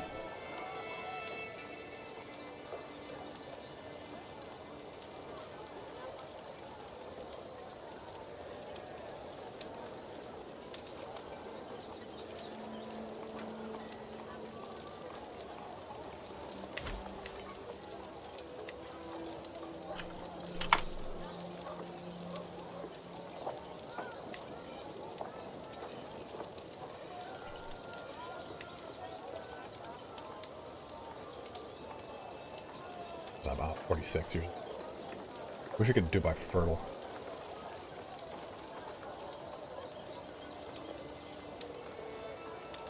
$16 to $16 right now.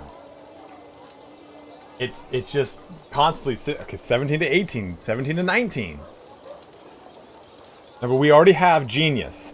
We already have a kid with intelligence.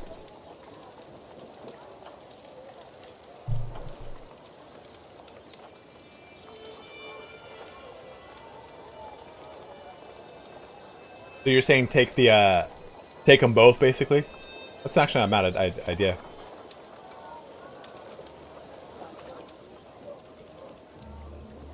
Yeah, we've looked for robust. There's not a lot of robust at all. It's just this one. She's not great.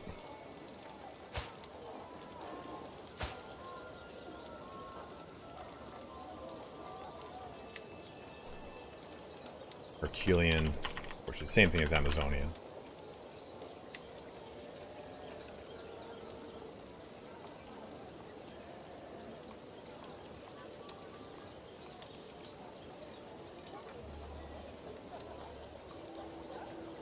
I could seduce her, yeah. Antonian, though.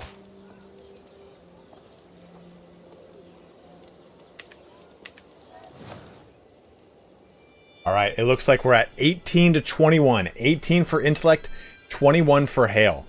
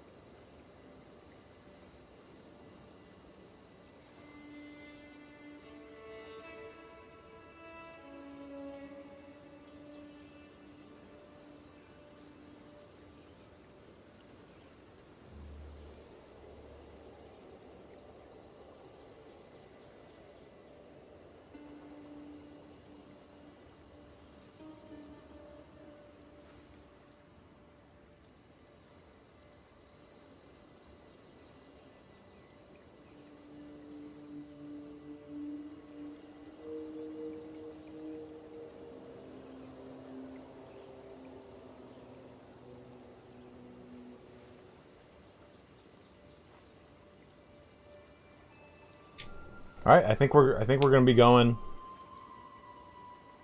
Seduce her. Hildegard would be a concubine. I don't think she can be a concubine unless she's of the religions that allow concubines, because she's Catholic. So it looks like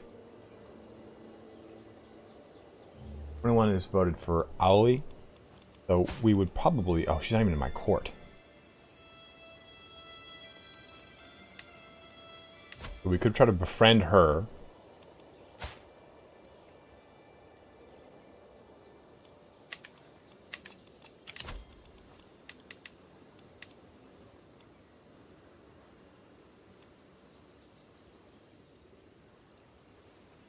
Oh, okay.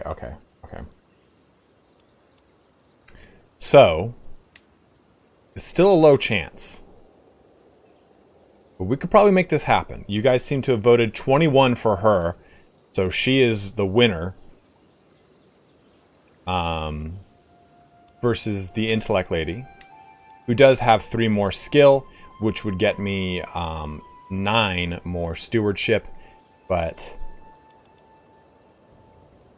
his stats are crap. In fact, my wife, even though she didn't have a congenital trait, she was a pretty good wife. So maybe... I don't really know how concubines work and the children from concubines work.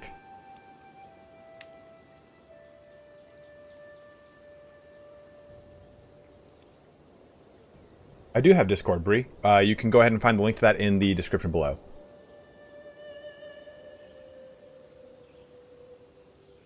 Yeah, we do, Dino. Honestly, we should be fine.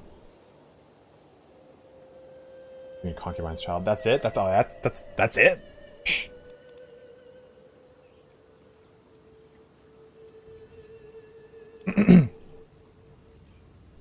So, let's sum of all skills real quick.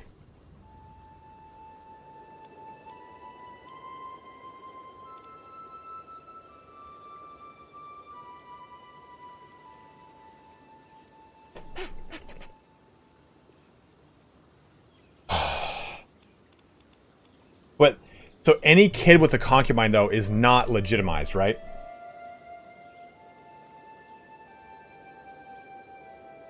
I have to legitimately put them into the line of inheritance?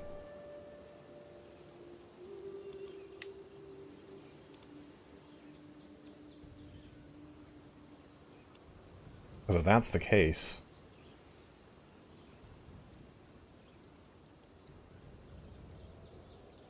I'm sorry, yeah, they're legitimized, but...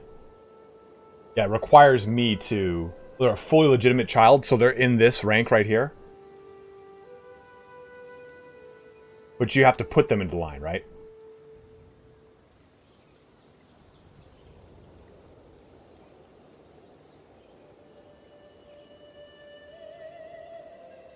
They'll have claims. Okay, well, I think we do this. We'll get Hale going, and we'll see if we have a kid from it. If we don't, we'll try and squeeze out some concubines.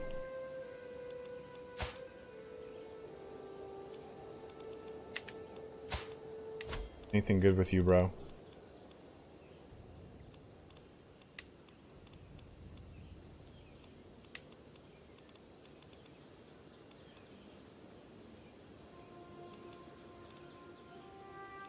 A little longer. A lot of handsome one.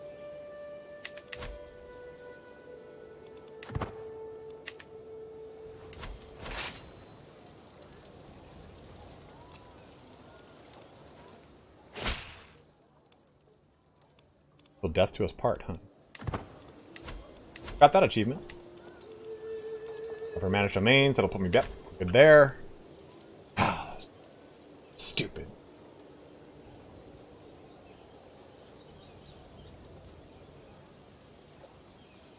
Important little detail about the Scandinavian succession. All kingdoms able to be formed must be so prior to succession, lest they form autonomously upon succession. Or correct. We should probably move our tribal authority up, though.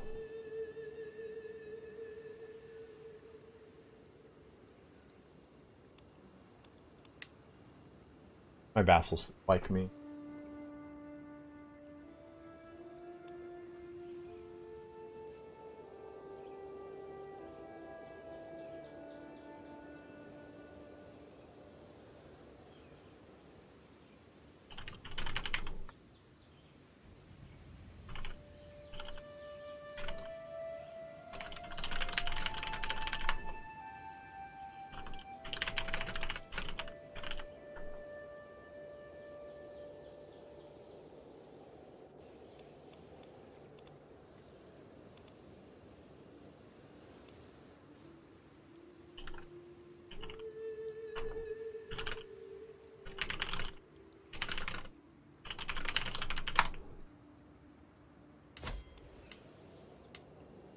Ooh, good question. I am said, do you need the 1500 prestige to form it? So let's take a look at what that costs.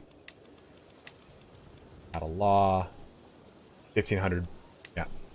I think, though, if I convert... No, I think if I create a kingdom, it gives me the option as a decision to do so.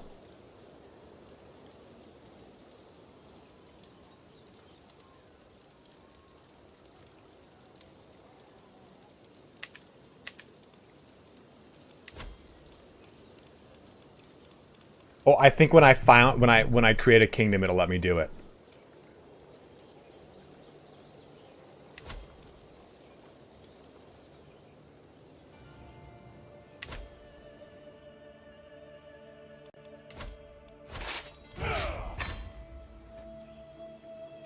Yeah, there it is.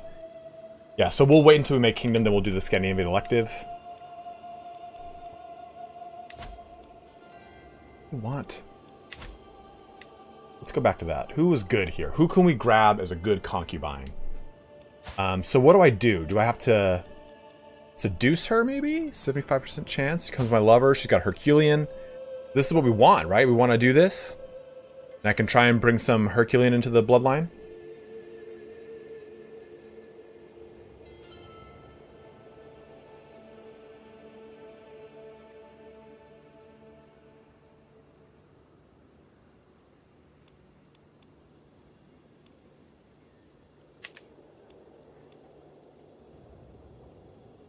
Yeah, let's do that. That sounds fun. I've never done this. I've never done this little situation.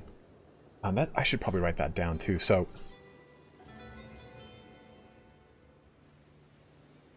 I would like to do another like little quick tips video, and the one I was gonna do was basically use marrying off courtiers to bring people to your court.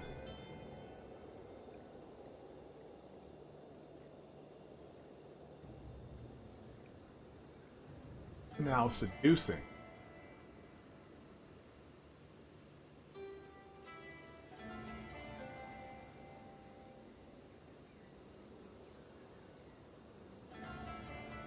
Important. Okay. So doing that. Yeah, Kevin, we definitely need to do that, and we're going to. We still need a lot more lands even to before we can create the kingdom title.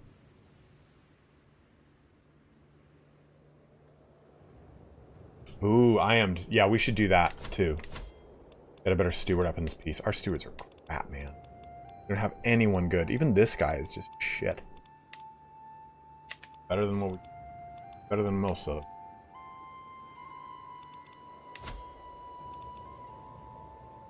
Bit intrigue here with Grimo Wormtongue.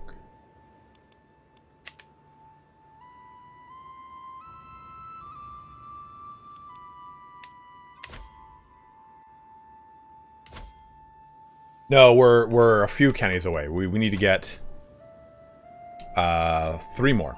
4 more. And we can grab this. Because this is part of Ruthenia, and we're going to need it. So, but I think we have a treaty with them? No, we don't. Oh, we do. We might county by right. But I think we do a subjugation. Because we just beat back both of these territories. And this will give us 1, 2, 3. This will give us 1, 2, 3. This puts us at the border. Ooh. These guys just got beat up bad too, though. Fair wars to subjugate. Ooh.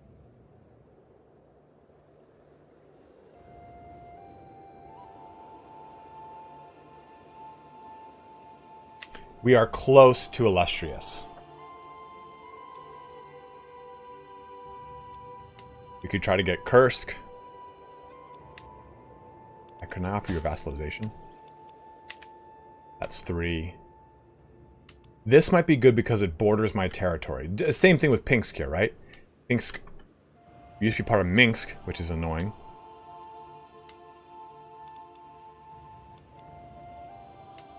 Can I call a hunt? No.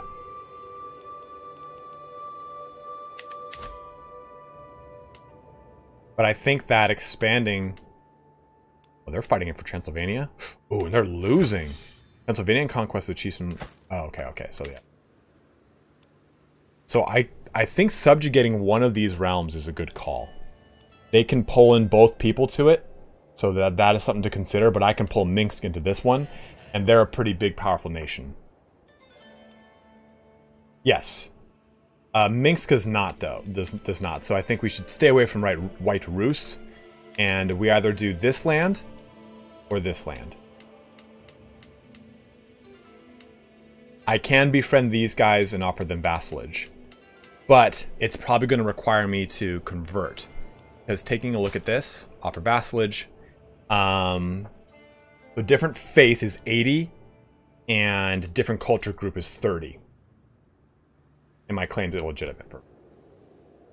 But once I get the claim to the Ruthenia, I should be able to pull people into me. They both have the same amount. Oh man, guys, I'm sorry. I have to pee so bad. So, be right back.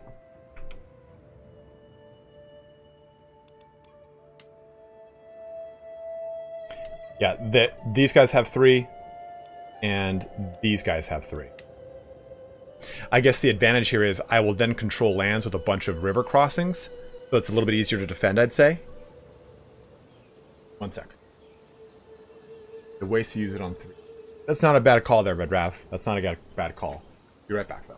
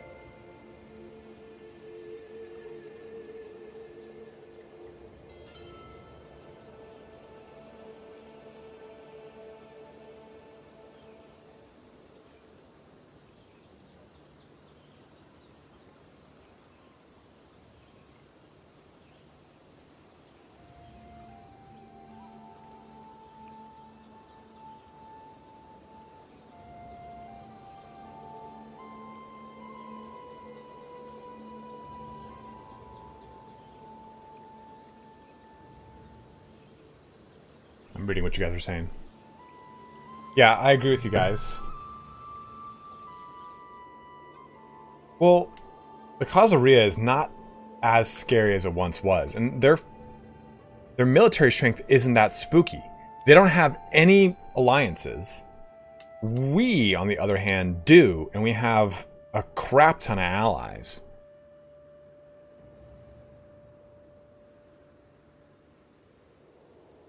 Basically, we need 4 more plots of land. And I agree with you that maybe using subjugate now is too early. What allows me to subjugate?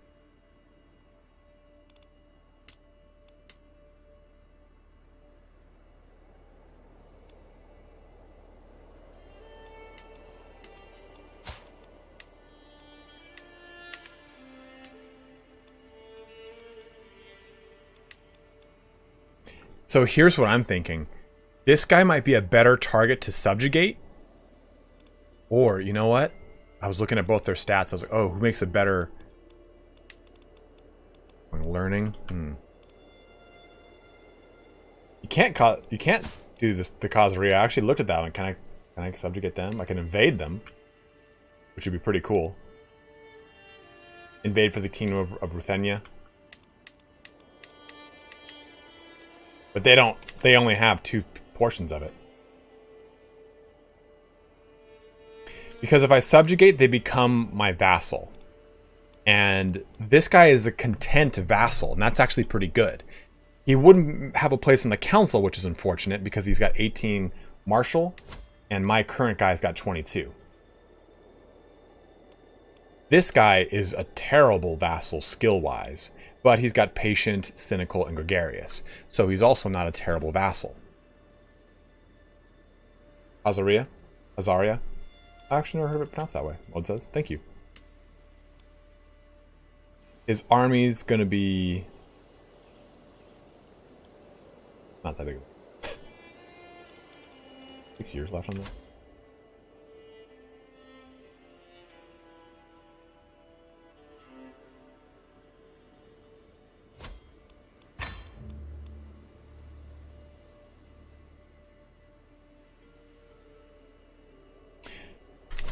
So the Empire title, though, assumes I'm okay to push against this army, and I'm really not. And then this army. They're the 2 powerhouses in Russia. In the Volga. These guys are also really strong. They're always pretty strong. Livonia. Never heard it called Livonia on here. Yo, what up, Michael Johnson? I need to swap all my links now that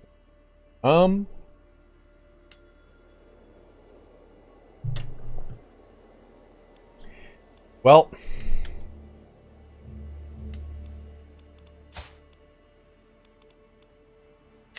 I think that this makes for the better subjugation. Oh, I thought this was the Volga. I thought this whole region was the Volga.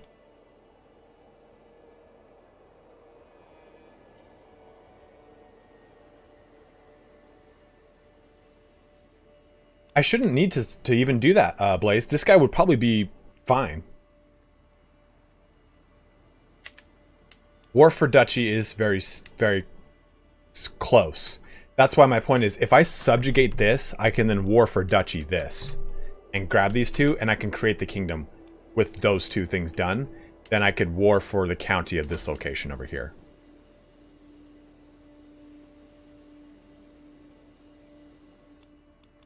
Because I do need this location as part of my kingdom.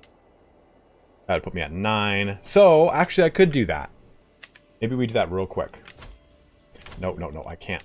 That's fucking treaty still. When's this treaty end? 877? Yeah, I gotta wait a whole year. So...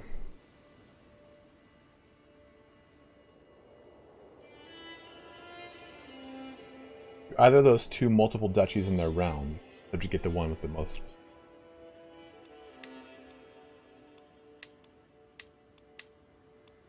This has got a duchy title. here, and I can war for this duchy. This guy, if I claim this duchy, if I get this duchy title, then this guy is de jure my vassal. So I could pull him into my lands pretty easily, I bet. It would have to, I would take some cajoling, but I could probably do it. And meantime, 8.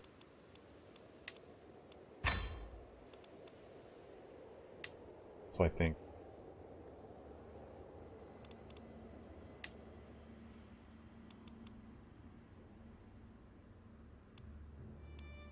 Or what is this?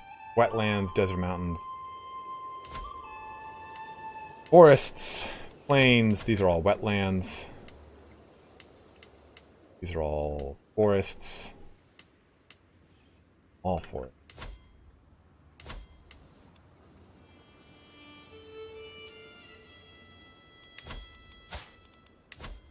No holy war option. Oh, that's right. Well, no, if I subjugate, you take his primary title.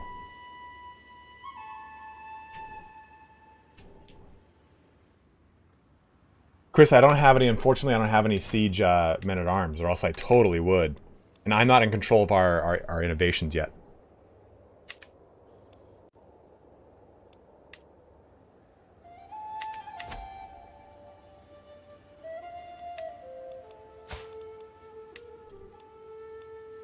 Alright, we're going to do this.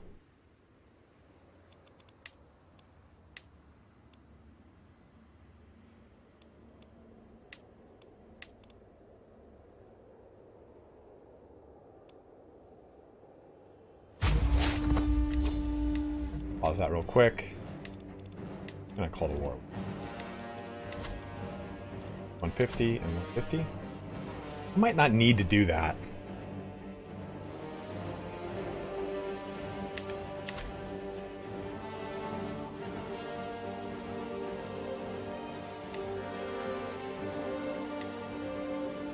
Is there?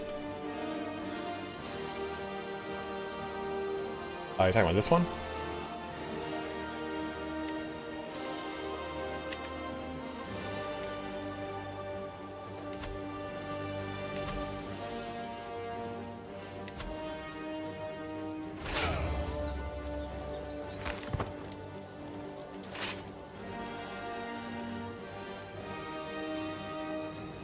Yeah, I should be cool with just this army.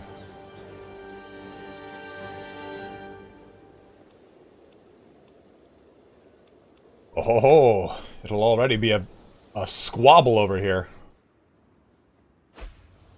Hi, Chiefs.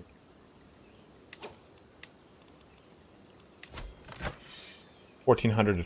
I should be fine then. Never mind.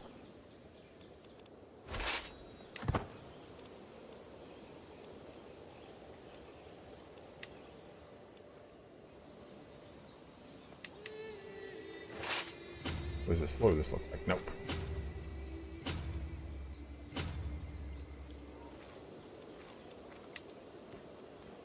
What's our religion? It is still a Satru.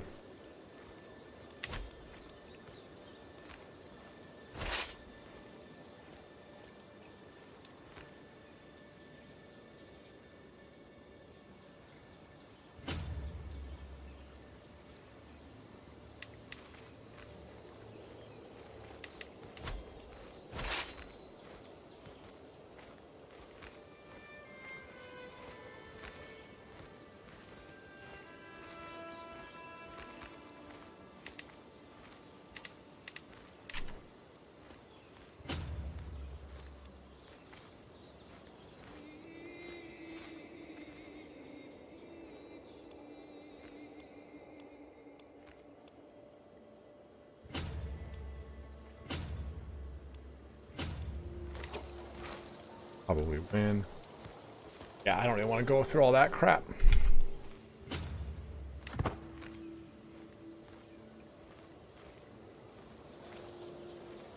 Commanded by ruler, yes. But I'm not going to fight him on a it's both wetlands and a major river crossing, so it'll be kind of rough on me. And if he goes down, Oh, do I have a forwarder commander? Let's check. I should write a letter to complimenting her. Let's see. She is vengeful, gregarious, and calm. Rational, brilliant mind, unparalleled, breathtaking beauty, warm and gentle heart. Well, she's not warm and gentle. She's just vengeful and gregarious. Ambition and lust for life. That would be along the lines of gregarious.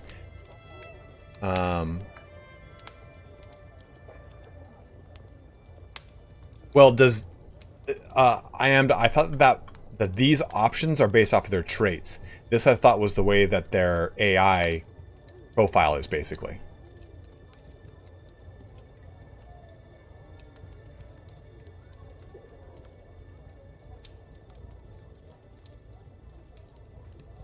Yeah, rational, brilliant mind. Warm and gentle heart is gregarious. Yeah, I kind of.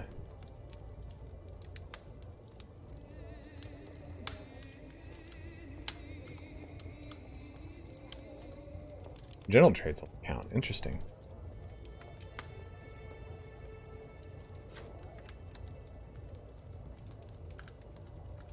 Isn't personality treat you? Yeah, I thought that's what it was. Like how they're. I thought their personality is kind of dictated, yeah, by their traits, but. Well, let's do it. Rational, brilliant mind it is. Hey! Well received.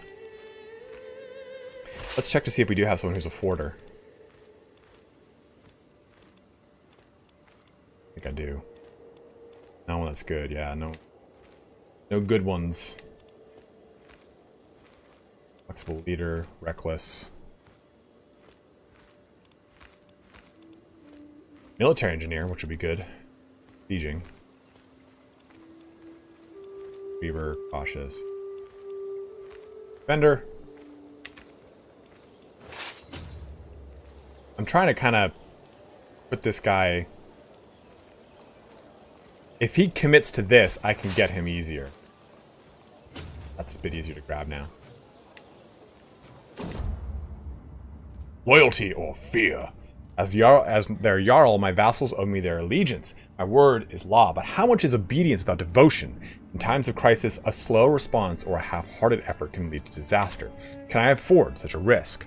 I'll win their unwavering loyalty, generous liege.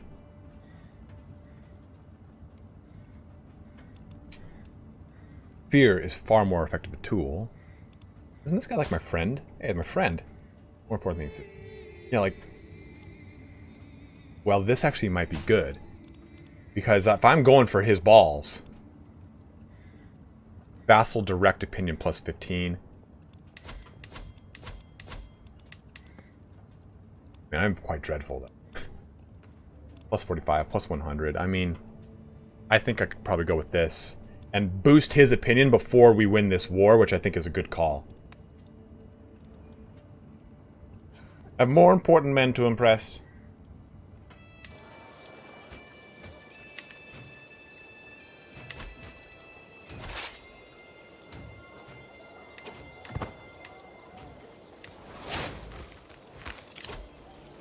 Yes, off vassalization, I want that. He's gonna just squeak away.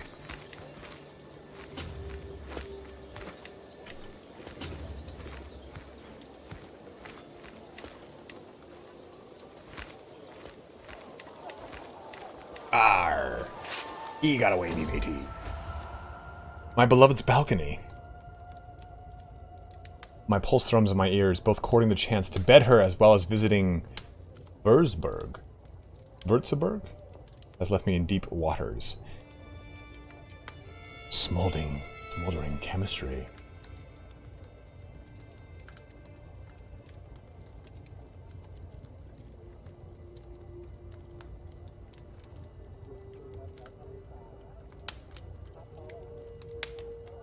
Up I go.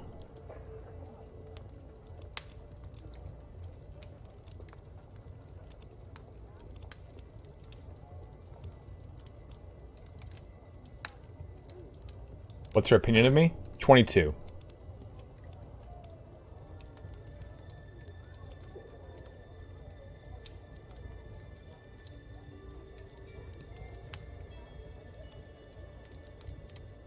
unobtrusive way. She's not... Wurtzburg? Wurtzburg? Thank you very much. And tend her attention in an unobtrusive way. She's gregarious. Surely she'll be happy to see me. She's calm, too, and vengeful. So to forget... Wrong.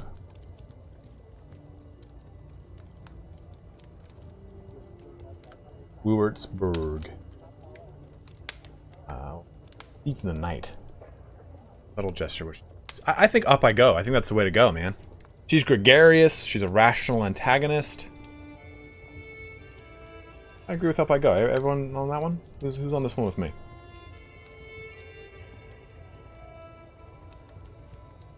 Aaron Cooper, happy to do so, man.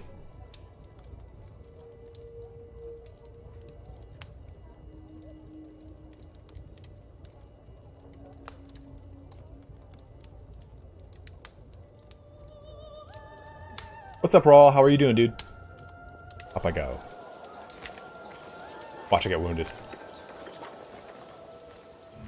Well, Strix, I play quicker when I'm playing alone, that's for sure. As soon as I reach Hildegarde's balcony, she steps outside with a grimace on her face. What silly stunt is this, dear? You cannot. You're a Jarl. This is not appropriate. Oh, shit. That could have gone better. That just dropped us down.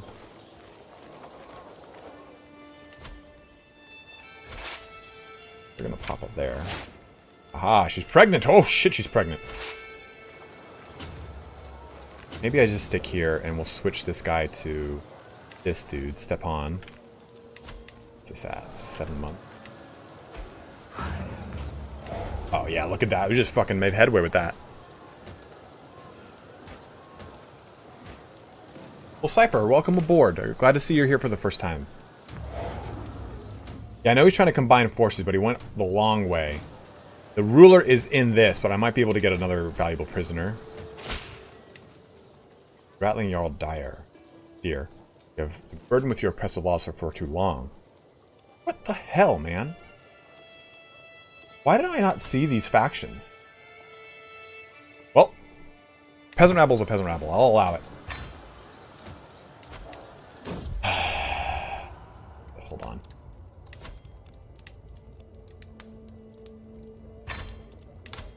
This is a peasant uprising. I'll call my allies because I can.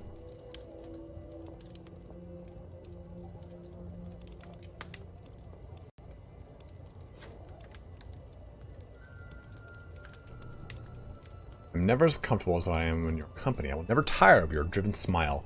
Lena's counters with a blush, nor your embrace. The mumbling adorations we share soon turns incomprehensible. But what they are replaced by speaks an even clearer language. Whom I deny such an eloquent woman. She becomes my lover.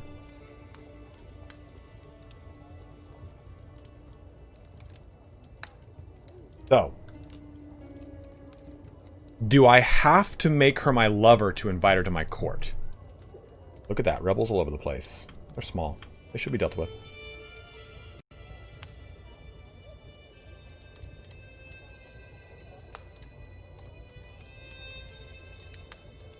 So she has to be my lover in order for me to invite her? Pretty surprised my wife is pregnant, to be honest. Either lover or friend? Okay. Lover it is.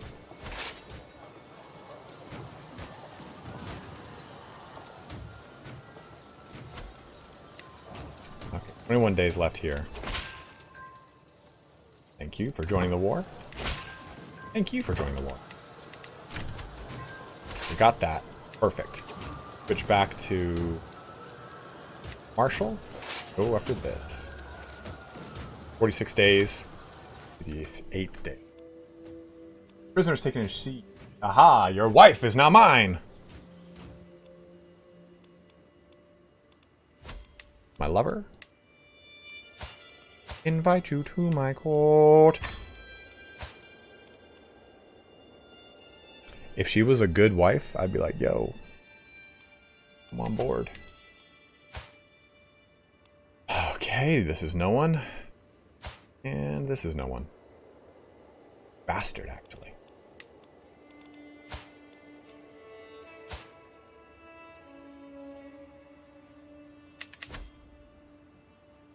We do need that kingdom title. And I don't think she doesn't contribute to the war score, so we will do that.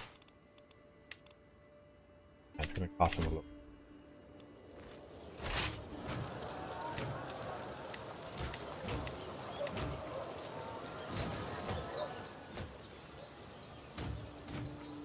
We just invited her.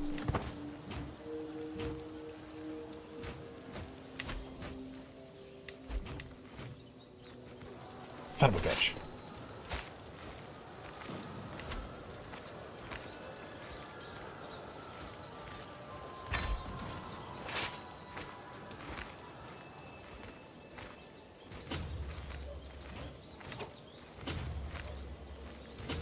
"42 days. Oh, okay, I see.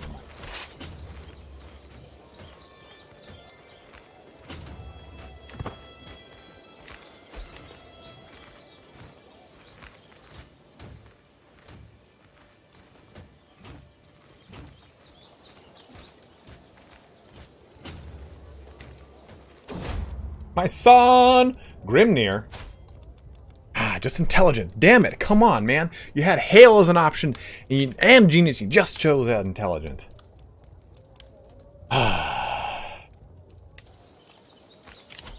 His contract's expiring? Kind of need that boost, to be totally honest.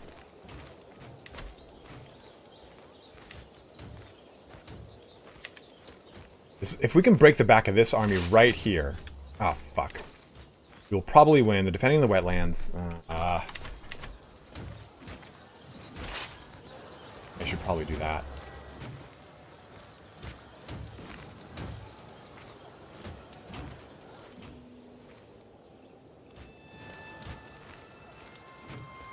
And get rid of this army.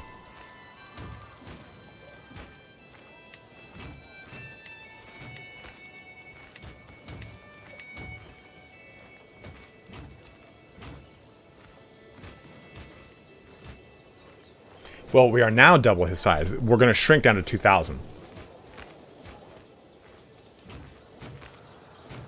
They did, Rulin, so you need more men-at-arms to increase your quality. Well, I think we get rid of our rebels. They don't cause me any issues, and we do have... I often seem to enjoy our latest feast immensely. Never hurts to make friends. Gregarious, I like that. I like Gregarious. Lustful's good to get, you know, more fertility opinion, but I think Gregarious kind of helps a little bit more. And he's also already a diplomat, so Gregarious it is. Bruzhin.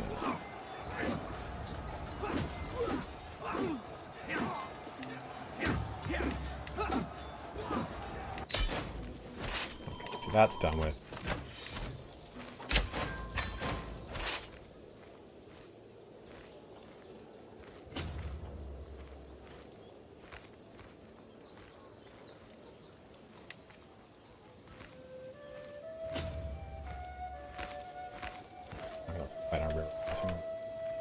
I just kind of want to keep this under my rule, really.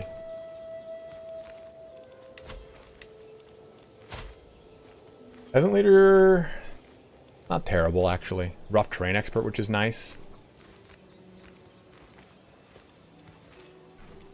Achievement is a rest.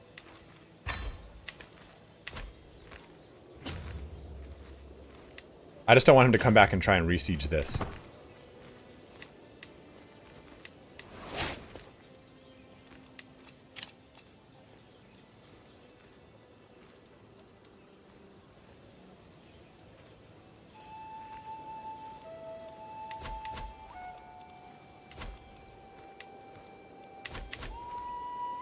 Left.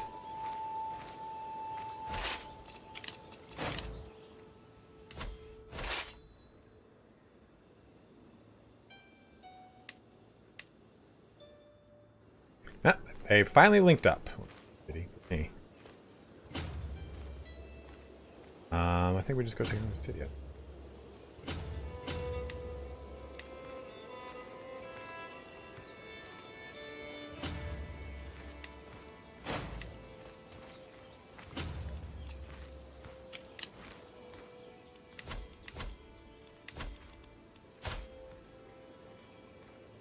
am I over my domain limit? What's happened?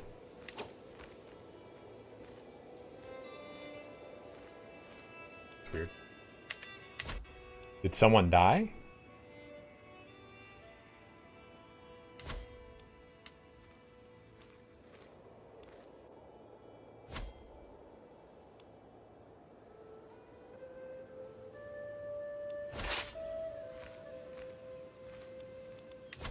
Well, you guys got to remember, this is about to expire.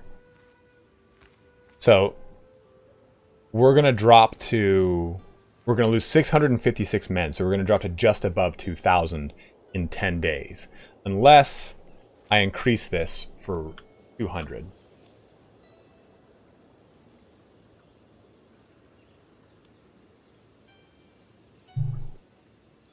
Which might help me. I could split these armies into two and try and surround them, which I think I want to try and do right now.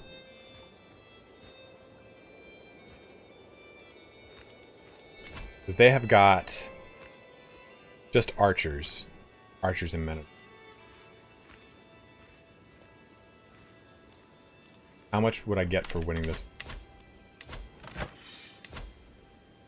Gain 350 fame. 350 prestige.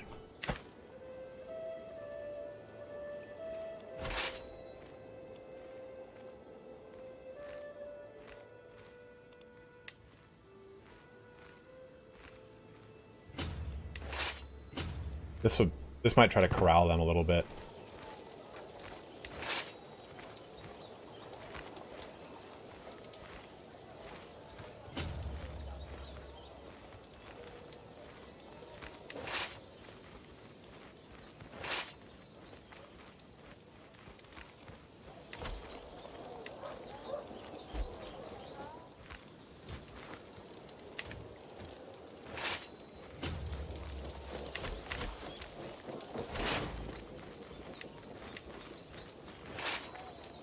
Sick of these shits.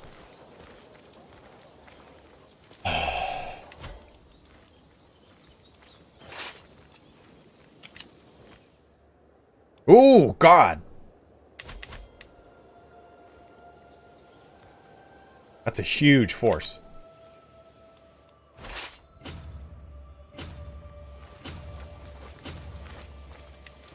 I don't know why I wasn't charging there.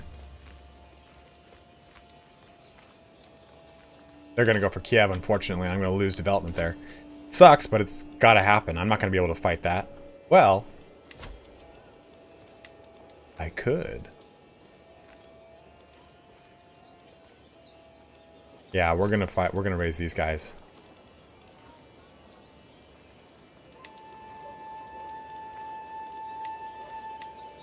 This one for sure. And he's the cheapest one. It gives us 311. Yeah. These will counter his men-at-arms, and we'll be able to repel this at least. Because that's going to give us 700 men, 800 men. No, we did not. We did not hire our we did not do that. So let's do this first. We have to move our rally point. The raiders have. They have got... Ooh, shit. They've got 400 archers. So I guess the archers are going to meet the archers. It'll negate each other. Man, maybe we do go with this one again. Because these will counter the archers.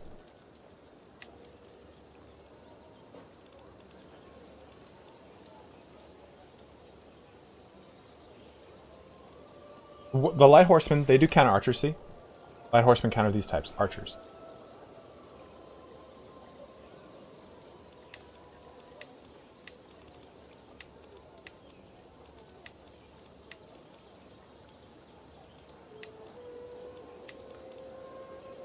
What's up, Leo?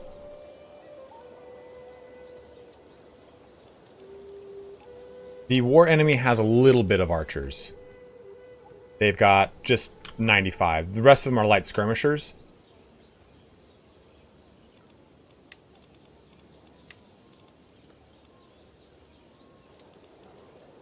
Which my archers counter, so I think would be good if we go with the Raiders again here.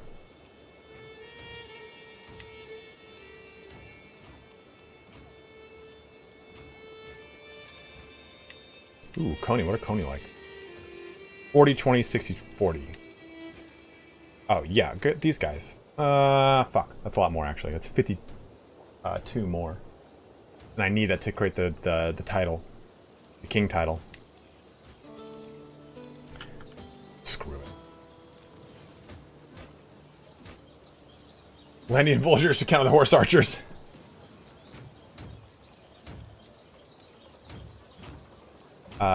I think you're correct in thinking that too.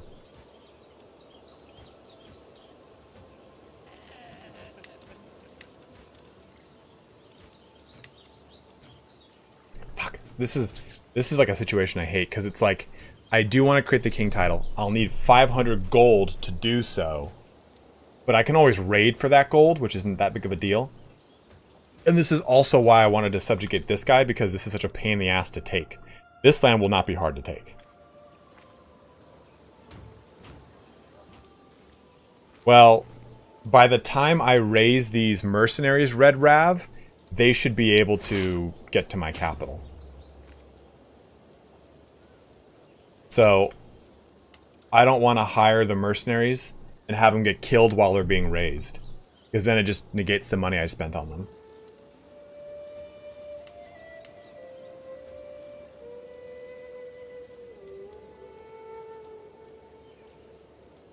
Well, they have pikemen too, which are going to counter my light cav.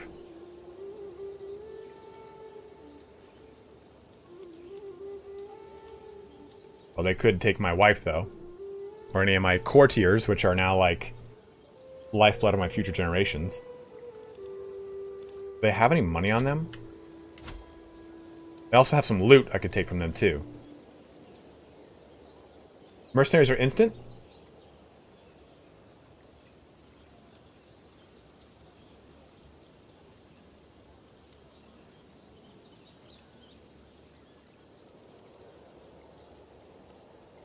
Which terrain is your capital? Taiga? It's farmlands. This is why I should be building that palisade.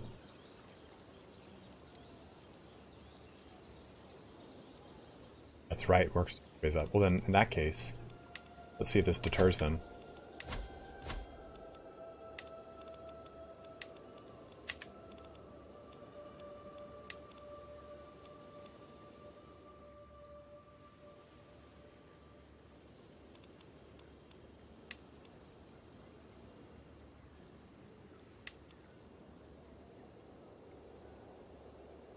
No, Red Rav, if I do that, it'll take months to disband and reorganize.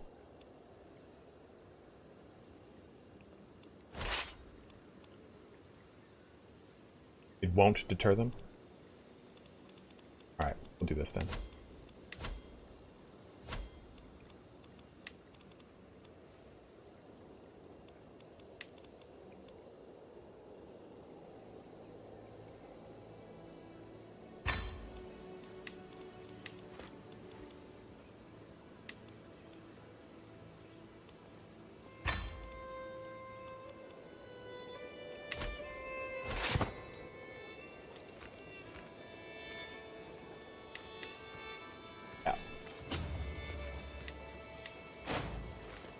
Even matter.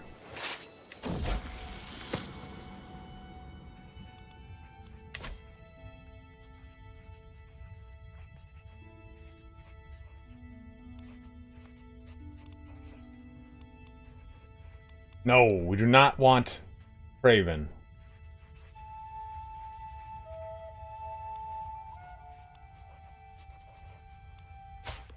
I think Ragnar's got to learn arbitrary. Lazy I'm not down with. Lazy's terrible.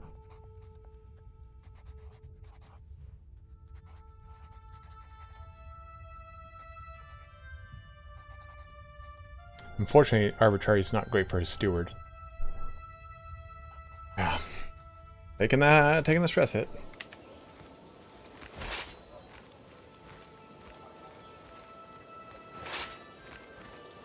Yeah, they're going to be able to raid this in time. So I got to swap this dude to me.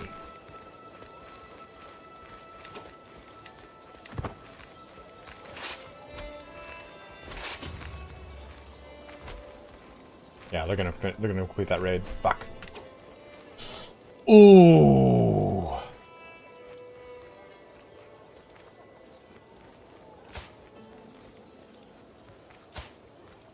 His wife was killed, and he was supposed to be making all sorts of Herculean. Oh, I made a Herculean kid.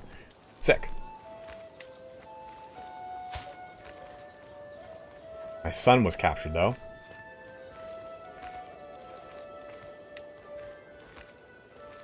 And my good future vassal was killed.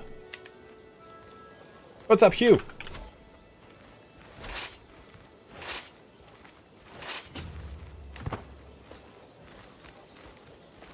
Yeah, we can ransom him back, but it's just like...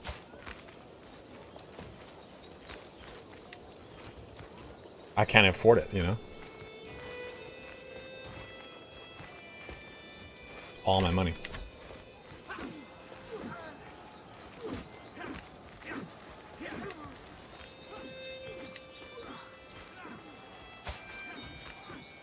You got a good point. This is not the son we want to inherit, so good call. No, no, no. Let it do its thing. Right, so we got this army. We do that. Combine these two together. That'll be good. Aha! We captured both his spy master and his marshal. What kind of prisoners are those? His spy master's not as excellent. He's content though, which is cool.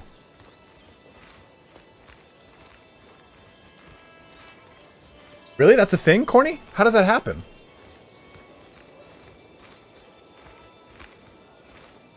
And I think this is his, Ooh, ambitious. You are not going to be going anywhere, buddy. Oh, no, that's my, Yeah, exactly, Kevin. That's why I'm going to be charging up to that capital. This is the peasant revolt guy.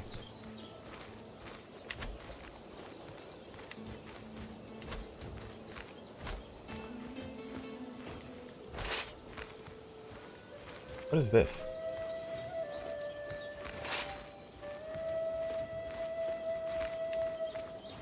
Oh, paused. Oh, got him. Good. There it is.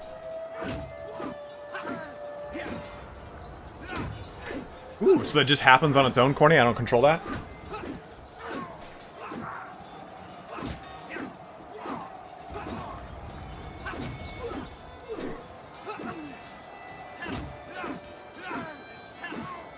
Finish off this.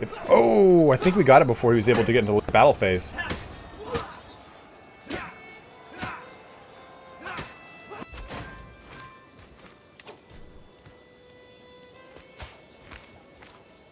Don't like anyone that's ambitious. Damn. Ruler's still here. We didn't kill him.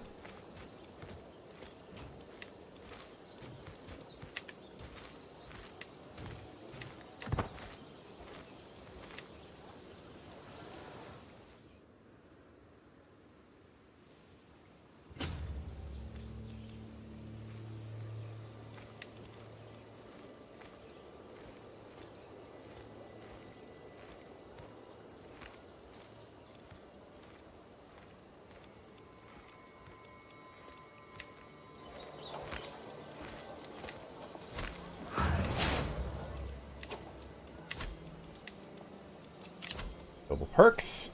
Writing history. You can take a commission epic decision. Oh, this is fun.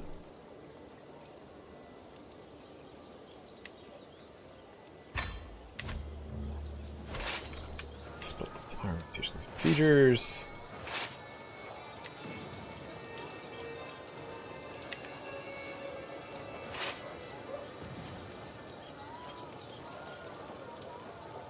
Reorganize. That whole thing will go here. Give me all of this, please.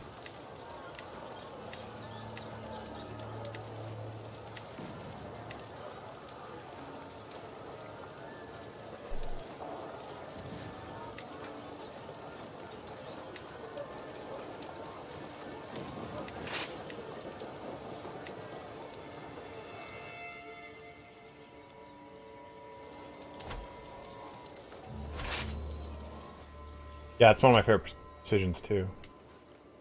That's the other one. Just this guy, please. You go here. No, no, no, no, no.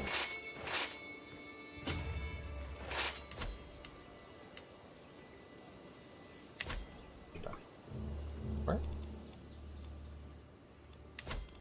Host a feast.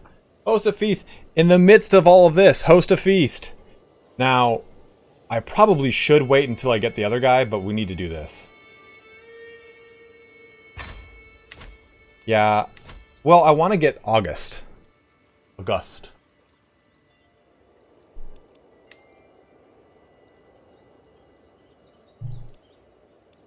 Stewardship focus would be not a bad idea, probably, right now. I don't understand why all of a sudden her domain went down. Or why we don't have enough domain skill all of a sudden. Did I lose domain skill by some means?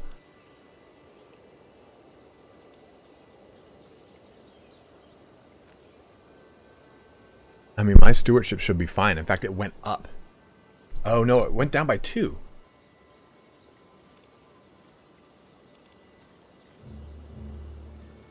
Yeah, it went down by 2. I must have had like a temporary bonus that gave me 2 domain or stewardship.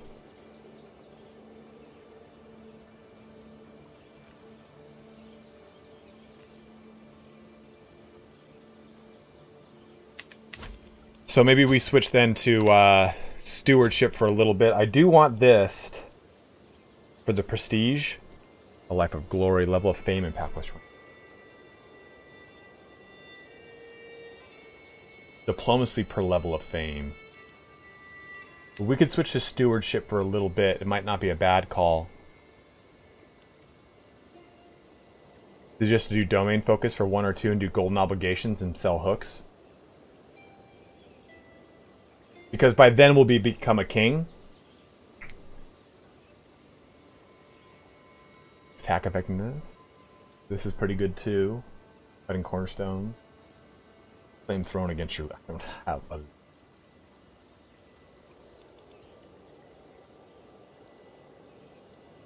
Yeah, let's do this for a little bit.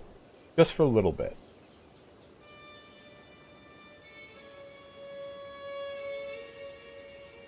Equal conquest and 4th castle. Is that on here?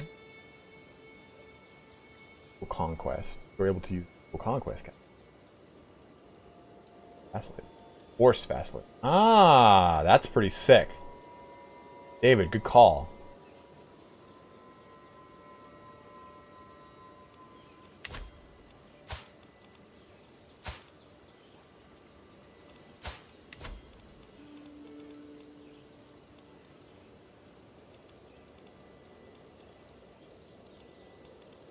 Robust. Robust.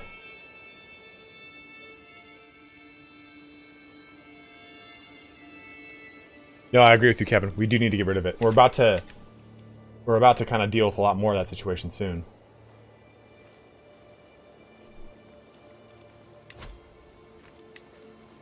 I think we go domain focus for just a little bit for 5 years. How old am I? 33? We'll be fine.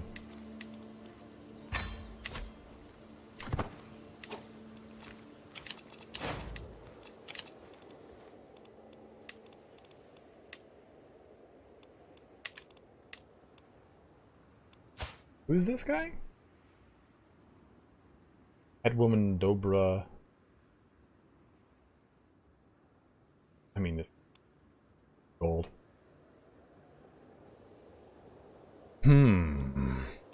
Because he can't even pay for his wife.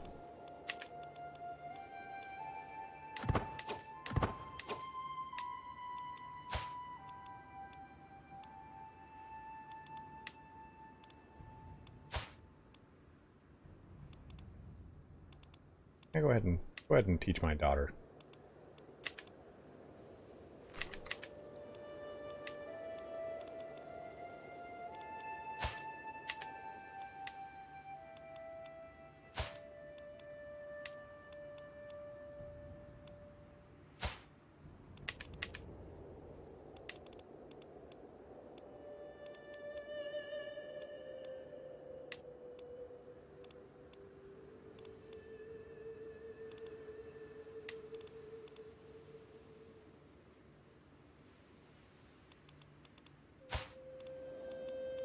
Yeah, I think that'll do. Scotland's got a low counter control. God, it does. It really does. 19, 7, 5. Scotland's gonna 6 years.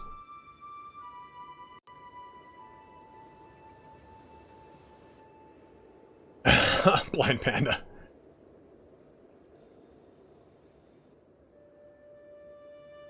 Well, I think we need to ramp. 76, 42, 90 should go up. A lot of these control issues is just because of differing culture and differing religion, which will be fixed in time, but right now is an issue.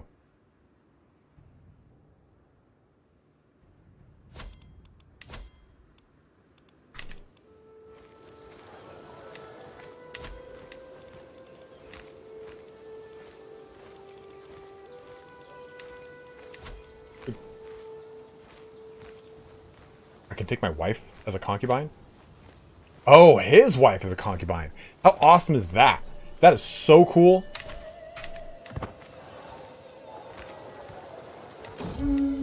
A cheery gathering in the middle of a war. Ooh, what is this? In a drunken stumble, Jarl Halfdan unlatched an enormous cauldron hanging over the fireplace in the middle of the feasting hall. Savory broth welled forth to cover half the room in a sea of stew. Shit. Oh, shit. The unsuspecting High Chiefess Auli, seated next to the cauldron, was caught by the rushing wave, loudly cursed her ruined appearance as grease ran down her face.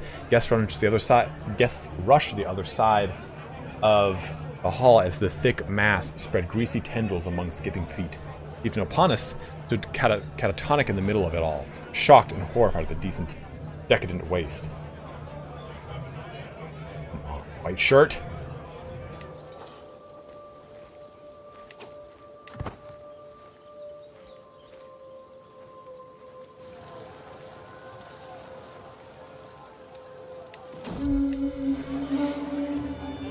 That said, Jarl Halfdan might carry more shame than satisfaction for returning the cauldron.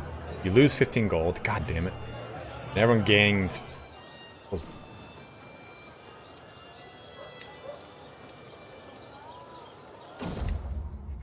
lively livestock. As additional payment is in a recent trade, I find myself in possession of a large herd of cattle. I have been assured that the animals are of the highest quality, but the question of what should be done with them remains. Okay. Cattle herd for 15 years. Development growth was 10%, which is nice. And that completed. Oh, we're at 5 still. It's nice. It's a beautiful herd, but it could be larger. Large cattle herd.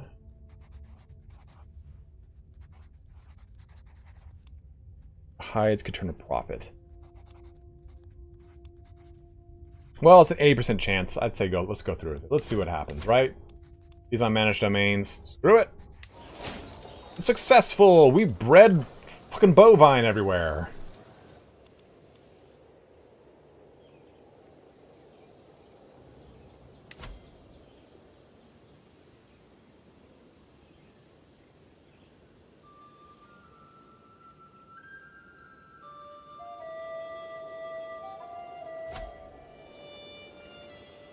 This. What is this? Ooh. So they are going for that chiefdom of ramen.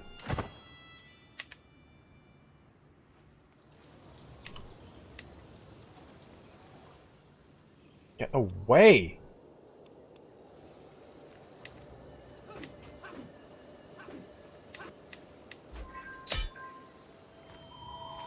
Thank God. Done. Enforce the domain.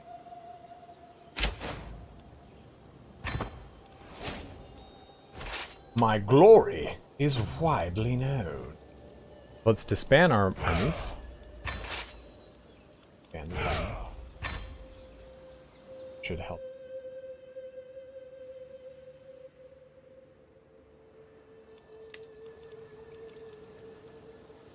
Yes, I know the realms lose land right now. We have to deal with this. Ah, we can get the Kingdom of Ruthenia!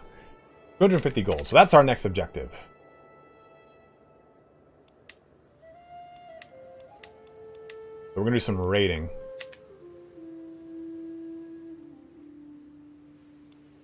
In fact, yeah, I think we should switch over to collect taxes right now.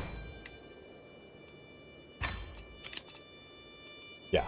Yeah, you want that?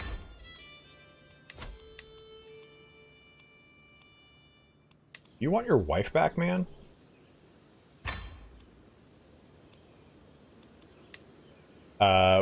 We did not.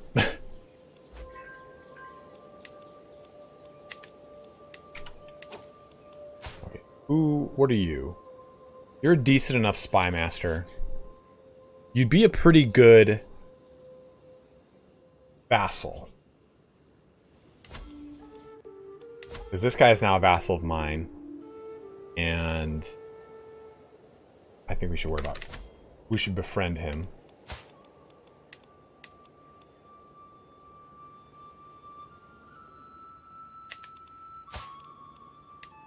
Sway first, maybe? Yeah, we'll sway him first, and then we'll befriend him, I suppose.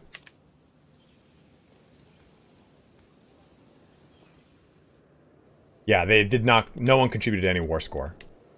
What the hell is this? I guess we got this all of a sudden. When did this happen?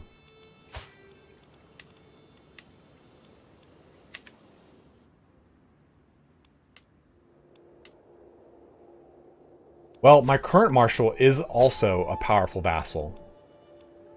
And he's a better marshal.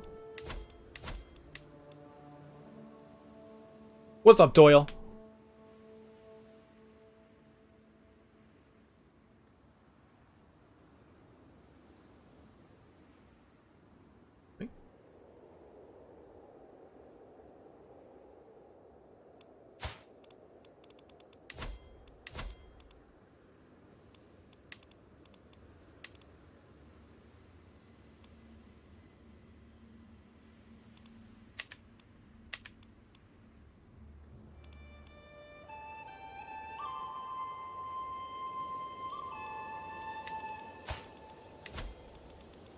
So we can actually subjugate this without a problem.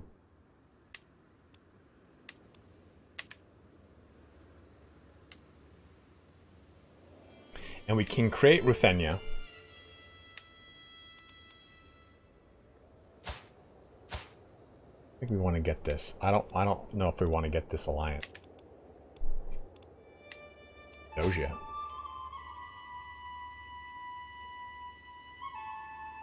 Hear me. Nice. Murder.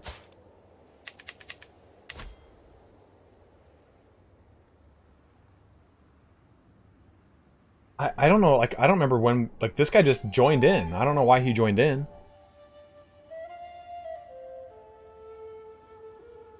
Subjugate does cost per T.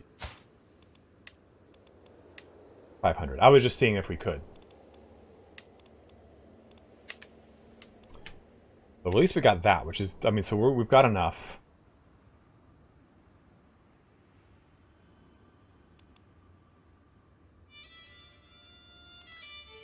You kind of figure out how to do some of this.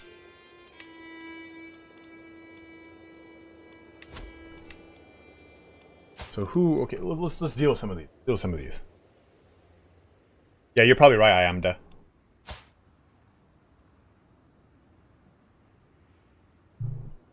I don't know who you are.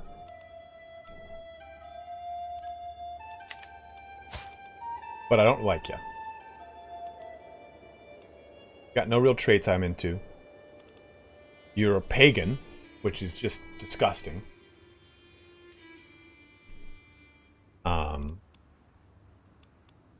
Does he have 18 prowess? Oh, he does have 18 prowess. Oh.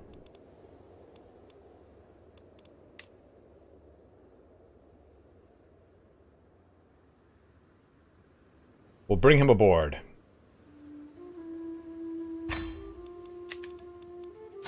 This guy would be a decent marshal, but he also rose up against me. And I'm not into that. He's ambitious, so he is a scary individual. And I don't like those things. This little tiny child is the child of the Zarista, which I assume is a concubine.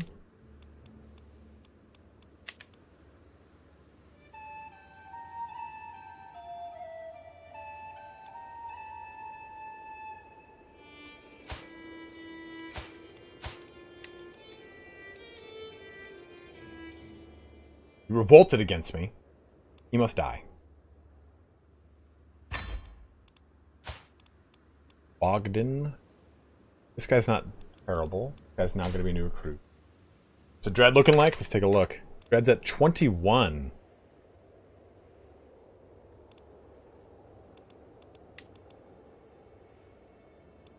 Killing kids is pretty fucking wild, man.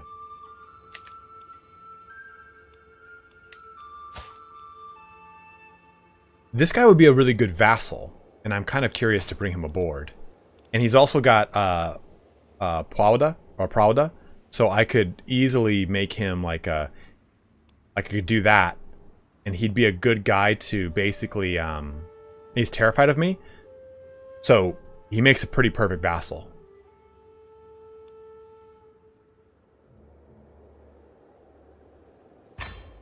Coming aboard too, buddy. These kids, though. Which one just killed? I've never executed a child, guys.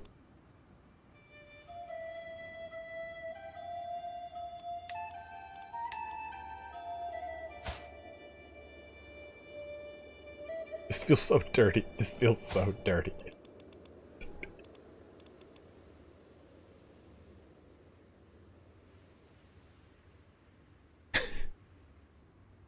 It feels foul to do this.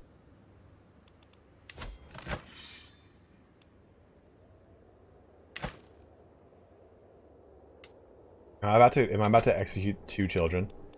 Let me do these. Let me reconcile these things first.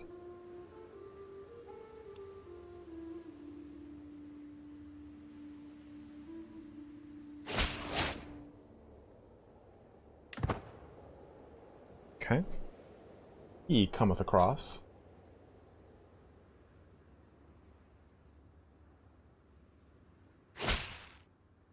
He cometh.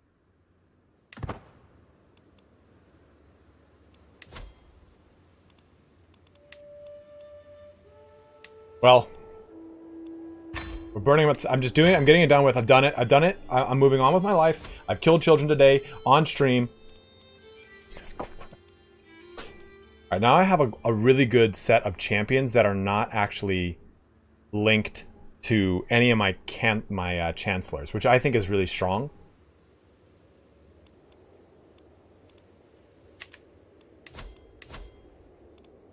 We commission an epic? We don't have the gold to do it. We can't. Dante, I don't know what I've done. I don't know what I've done. I don't want to talk about it. I want to move on with my life. I regret it immediately. Guys, stop it, please. At least you're not a cannibal. Okay, so we need to get some gold. How's Canterbury looking? Damn it.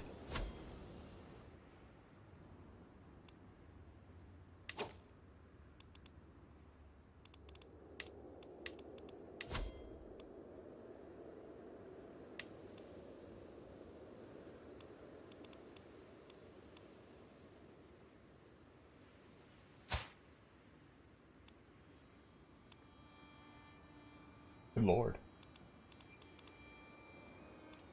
No, no.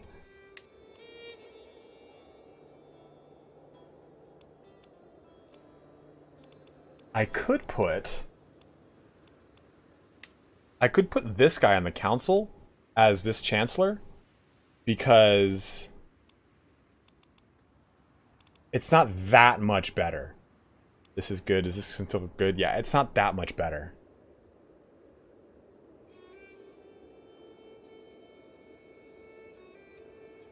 No, I am chivalrous. I've done chivalrous things in the past.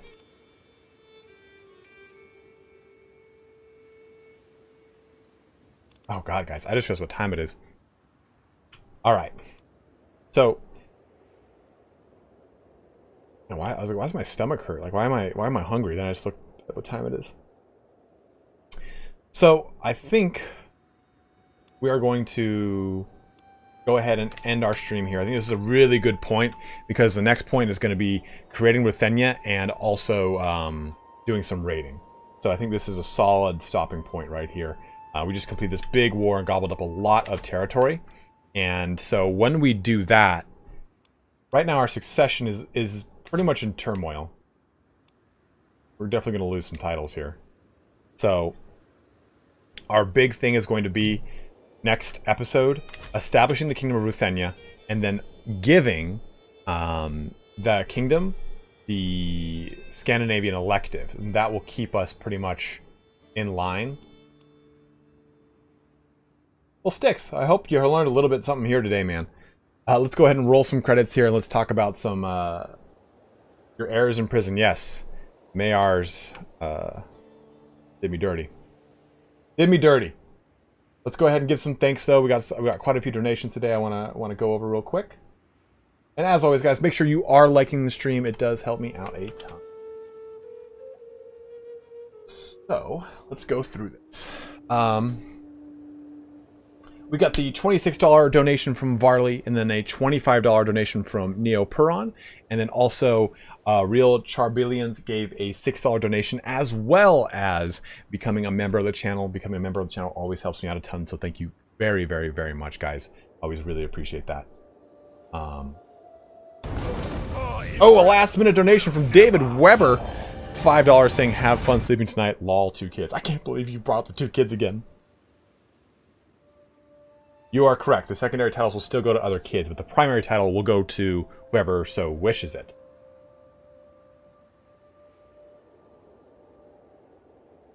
Thank you very much, guys. I'm glad you enjoyed. Oh, the giveaway!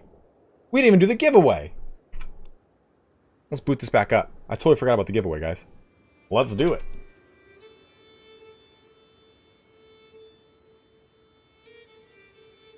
I'll purchase it in the meantime.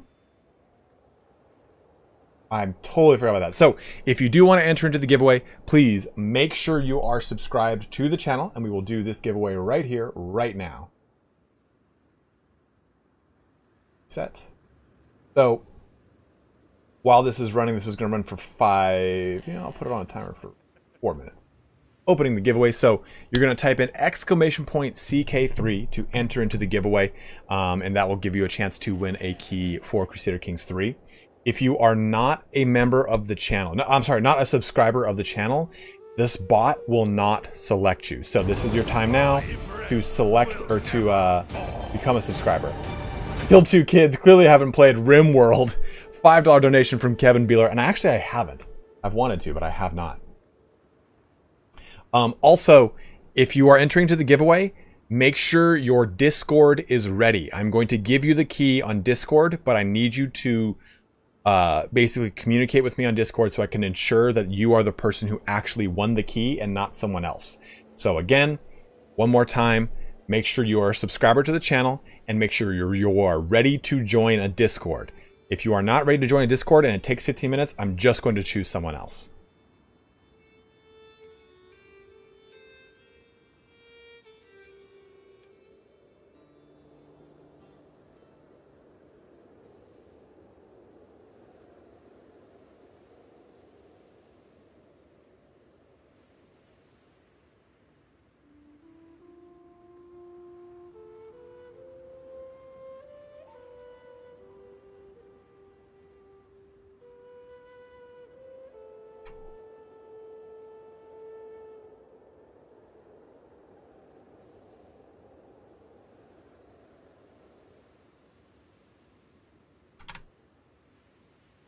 I'm buying the thing real quick.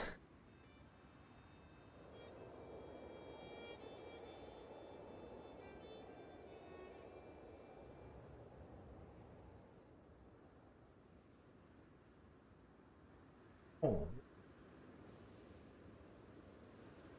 Is that why you coming in here, you little fatty? Little fatty?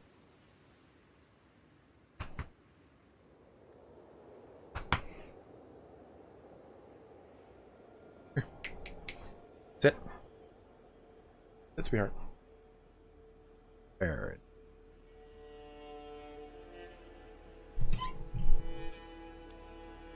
To me now, so I don't mess this up. Doggo time with Bailey. So remember, again, you have to be subscribed to the channel, and you have to be ready to jump onto Discord so we can get everything going for you.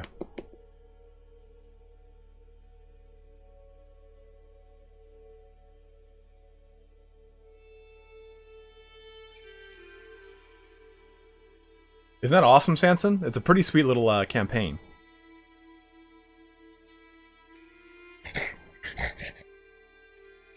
So pretty.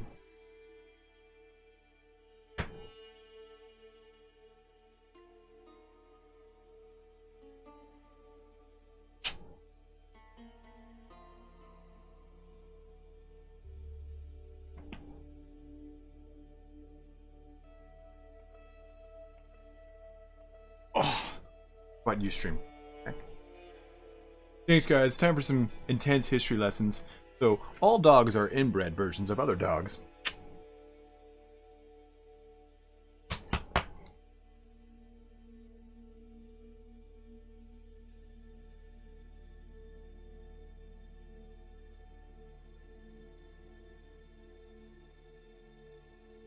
Almost at our time here. Got 7 seconds left.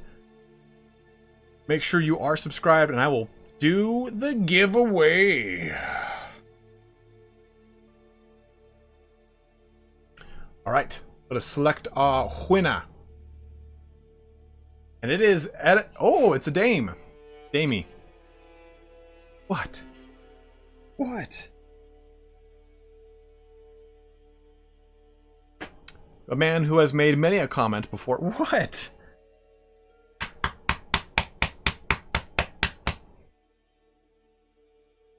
Are you there, my guy?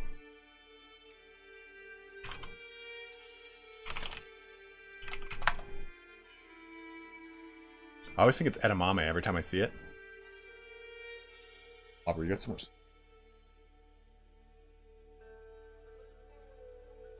He doesn't respond soon, though. Select someone else. There it is.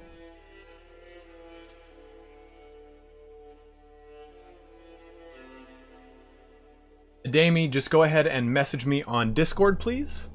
Let's go ahead and get you into the Discord.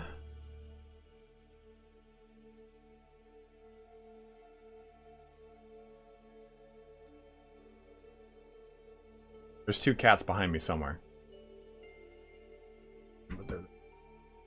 But go ahead and message me on the Discord, and I will go ahead and give you your key. And I'm going to need you to say your Discord name in Steam chat, please, or in the stream chat.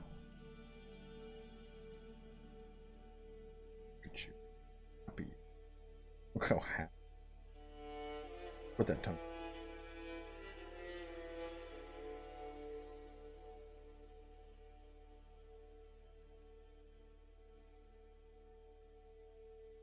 Thank you very much, Corny. You too, dude. Somehow night. There you are. New profile.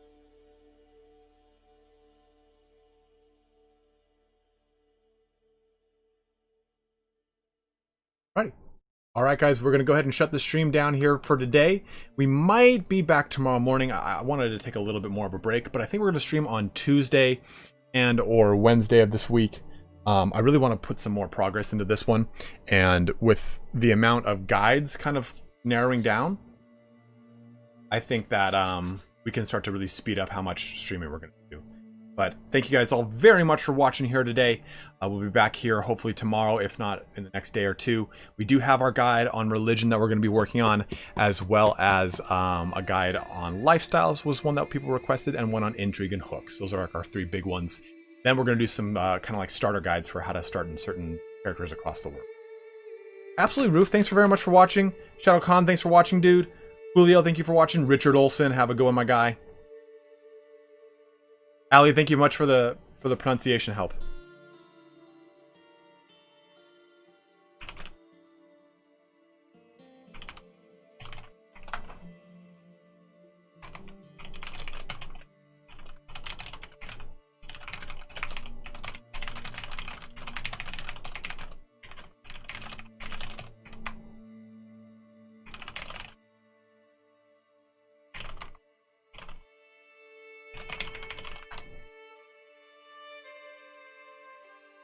Vladimir, have a good one, brother. Bratan or Brat. You too, Guinness. Fenris, have a good one. You too, Evergame, have a good one as well. Yeah, guys, do make sure you're liking the video on the way out. It helps me. Helps me out. Done. Bailey is just planted in between. All right, guys. Everyone have a good one. Take care, and I will see you in the next day or two. Oh, wash your hands, stay safe, that kind of thing too. Forgot about it. You know, global pandemic, that whole thing. But take care.